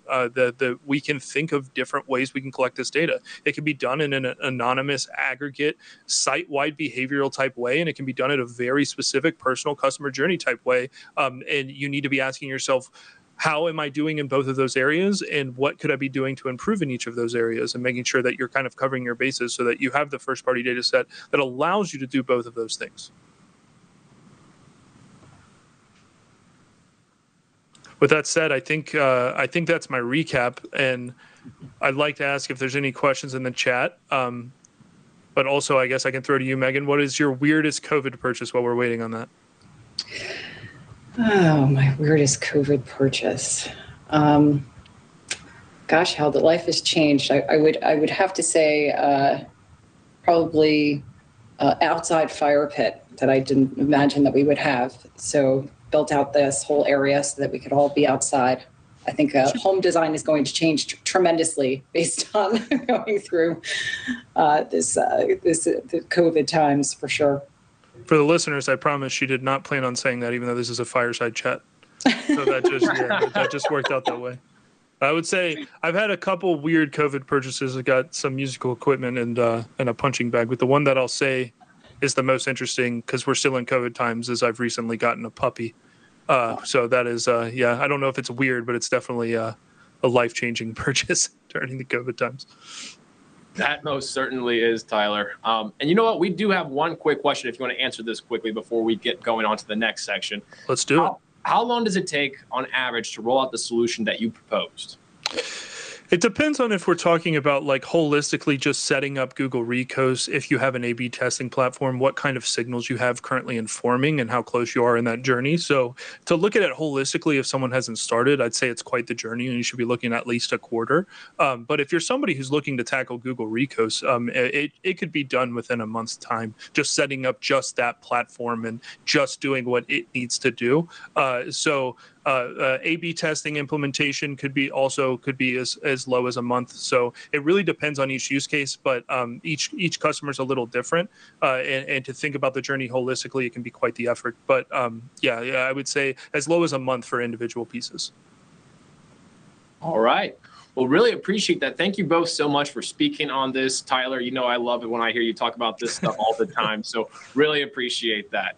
Before we go into our final section of the day, you're going to see another form come into the link at the bottom at the YouTube chat. And this is basically just to give feedback on how we did today. So we would really appreciate if you can share with us, what did you enjoy about today's conversation? Where do you would like to see next year potentially? And hopefully we can do this in person. But ideally, what are your thoughts on how we did and what can we do next year to make this even better than this one? All right. And of course, it's another opportunity for us to see if you attended the entire time. So that way, when we do the Peloton wheel in just a little bit, we'll have an updated list of all of the attendees. So make sure that you fill that out as well. And on that note, I'm excited to turn it over to our final section of the day. So to wrap it all up together with key learnings, I'm thrilled to reintroduce our Chief Growth Officer and my good colleague, Michael Lobin. Michael, I'm looking forward to your thoughts. Thank you so much, Dom. Yeah, it feels like this is now a tradition. It started a couple of digital summits ago. And the question was, after 3 or 4 hours of content, and today we've been together for a couple of hours as well, can we have cliff notes, right? Can we have just a brief summary of all the key pieces of information? Cliff notes, right? Can we have just a brief summary of all the key pieces of information that was shared? So it becomes easy to take this information and share it with colleagues, people that were not able to attend it. And that's what I was aiming to do today, again, is to create sort of cliff notes of today's presentations. Certainly, it's merely impossible to put together in 5 or 10 minutes the information that we've discussed over the past 3 hours. So I'm not going to just go and summarize. To me, this is more a reflection on what some of the things that I've learned over the past sessions and how do I see those sessions fit in together. Because when we, and Dom, you know that when we are working on these retail summits or CPG summits and other events, to us, it always the question is not just how do we bring in amazing speakers, and today we had a fantastic lineup, but really how do we put these sessions together in such a sequence that it all makes most sense. And at first, in the beginning, we started with a wonderful keynote with my friend, Neil from Google. And the point of the conversation and why we wanted to have Neil's presentation first is really to talk about what are some of the key insights that we are seeing right now in the marketplace? What is changing? How is the marketplace evolving? What are some of the learnings that we can take? And before we start talking about processes, before we start talking about platforms. And as Neil pointed out, e-commerce is still trying to figure out how we are going to get back to this new normal and how do we engage with our customers. The first thing that we want to do is have this type of playbook, right? This is what we want to accomplish and this is how we'll be accomplishing it. We have a lot that we've already learned, so let's use that information to our advantage and let's focus on experimentation. And experimentation is really all about how quickly we can learn and then apply those learnings to design yet another test, yet another experiment, and have this type of cyclical experimentation process within the organization. It never stops.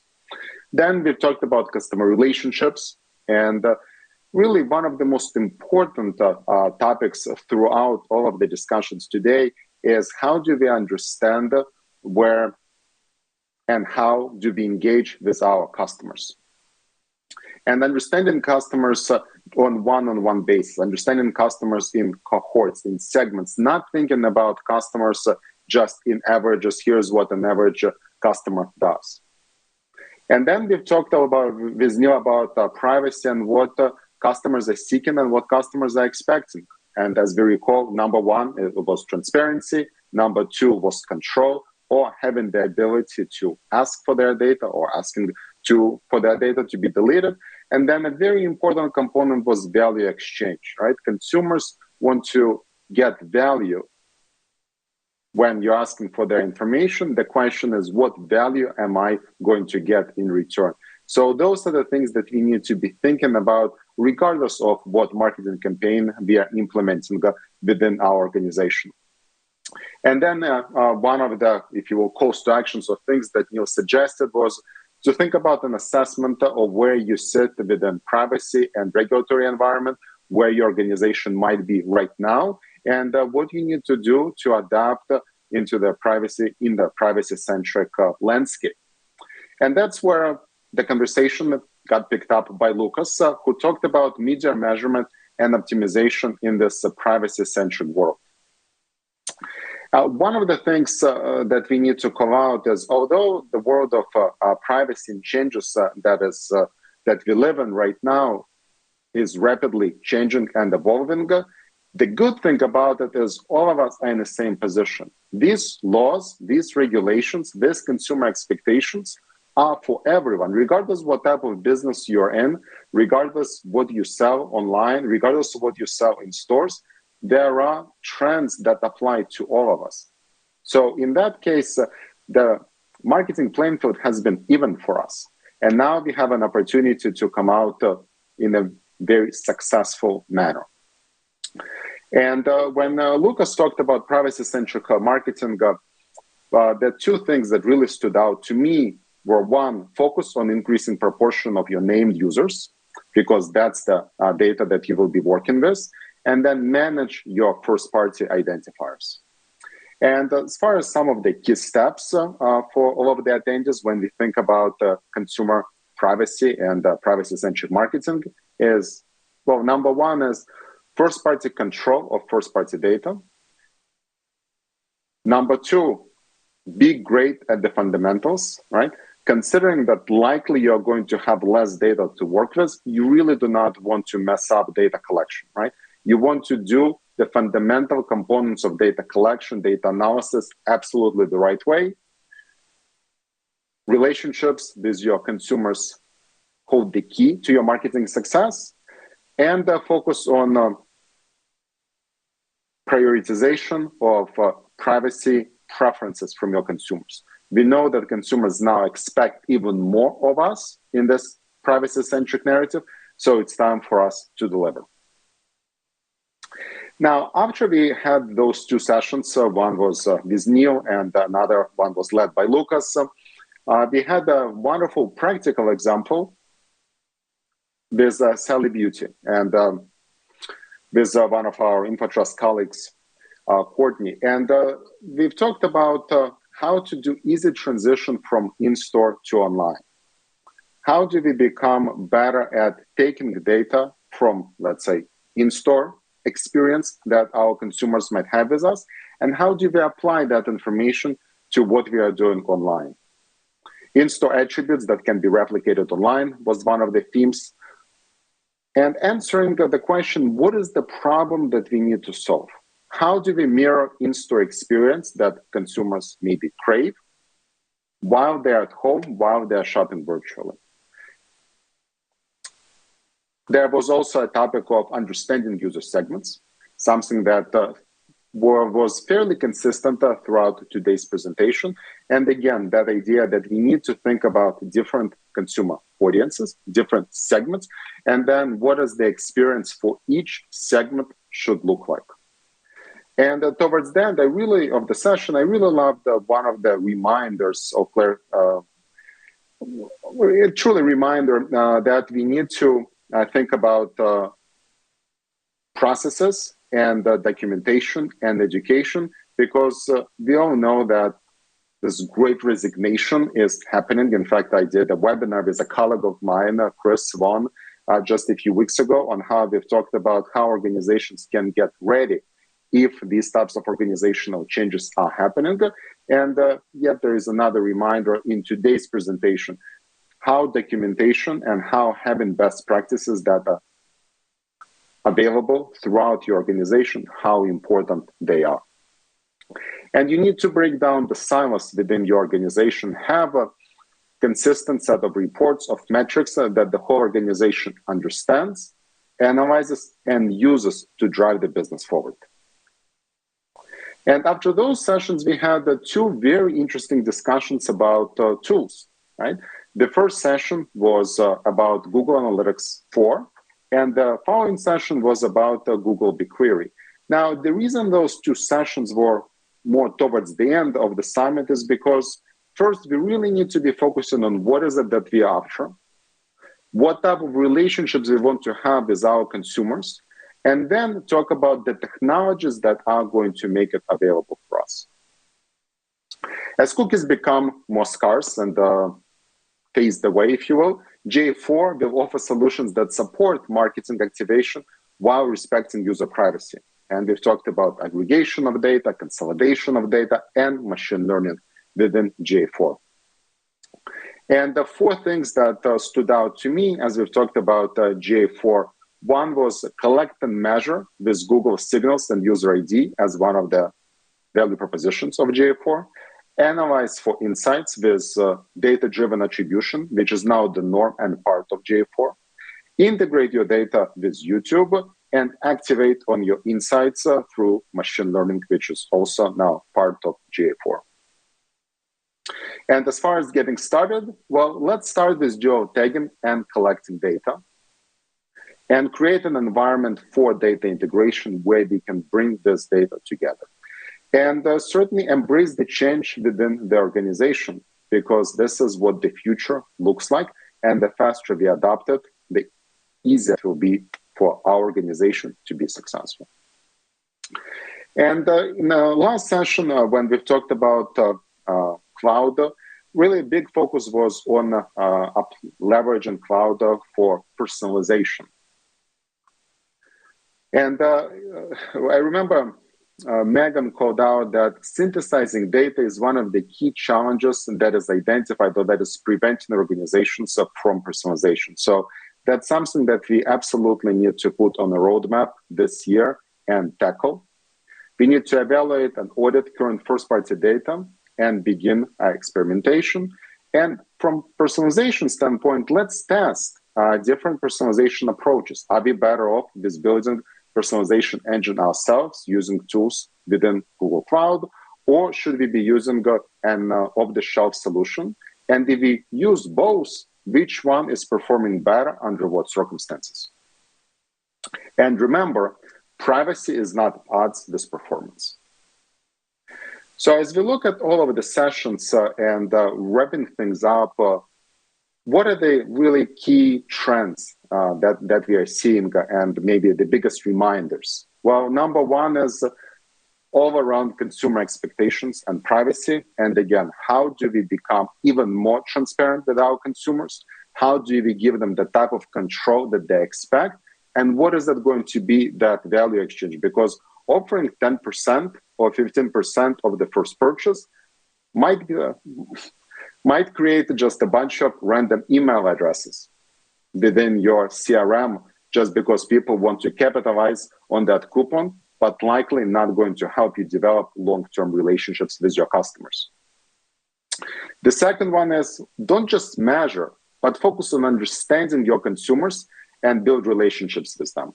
Think about questions like, what are my consumers waiting for, or what needs to happen in order for them to make the decision and share the data with me, in order for them to make a decision and complete the first purchase, in order for them to become my repeat customers. And as technology continues to evolve and become more and more exciting, we still need to remember but that at the heart of it, we are all trying to use information to create more genuine relationships with our consumers.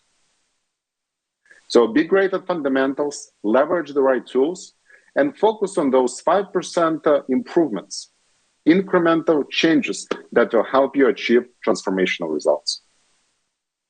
Hope the summary is helpful, and back to you, Dom. Michael, I don't think anyone could have put that any better. I really appreciate you wrapping up our amazing summit. Thank you so much. Well, this has been an incredible day, hasn't it? Before we get going, a couple more things. Number one, if you haven't filled out the survey yet, we highly hope you can, just because we'd like to have any feedback about how we did, where we can improve, what you'd like to see next year, and so on. And without further ado, let's go ahead and get the wheel up and see who won the Peloton this year. Here we go. I feel like Bob Barker right now. Got my microphone ready. Let's see who it is. Oh my gosh. And it looks like it is Yelena Sina. Yelena, we will be following up with you shortly on details on how to get the Peloton. Congratulations. And again, thank you all so much. We hope you consider filling out the survey. If you have any further questions, feel free to reach out to us. You'll most likely be speaking with me. And why wouldn't you want to do that, right? So thank you all so much again. We hope you took some valuable lessons away from this and can apply it to your own roadmap. And we'll see you again real soon. Take it easy.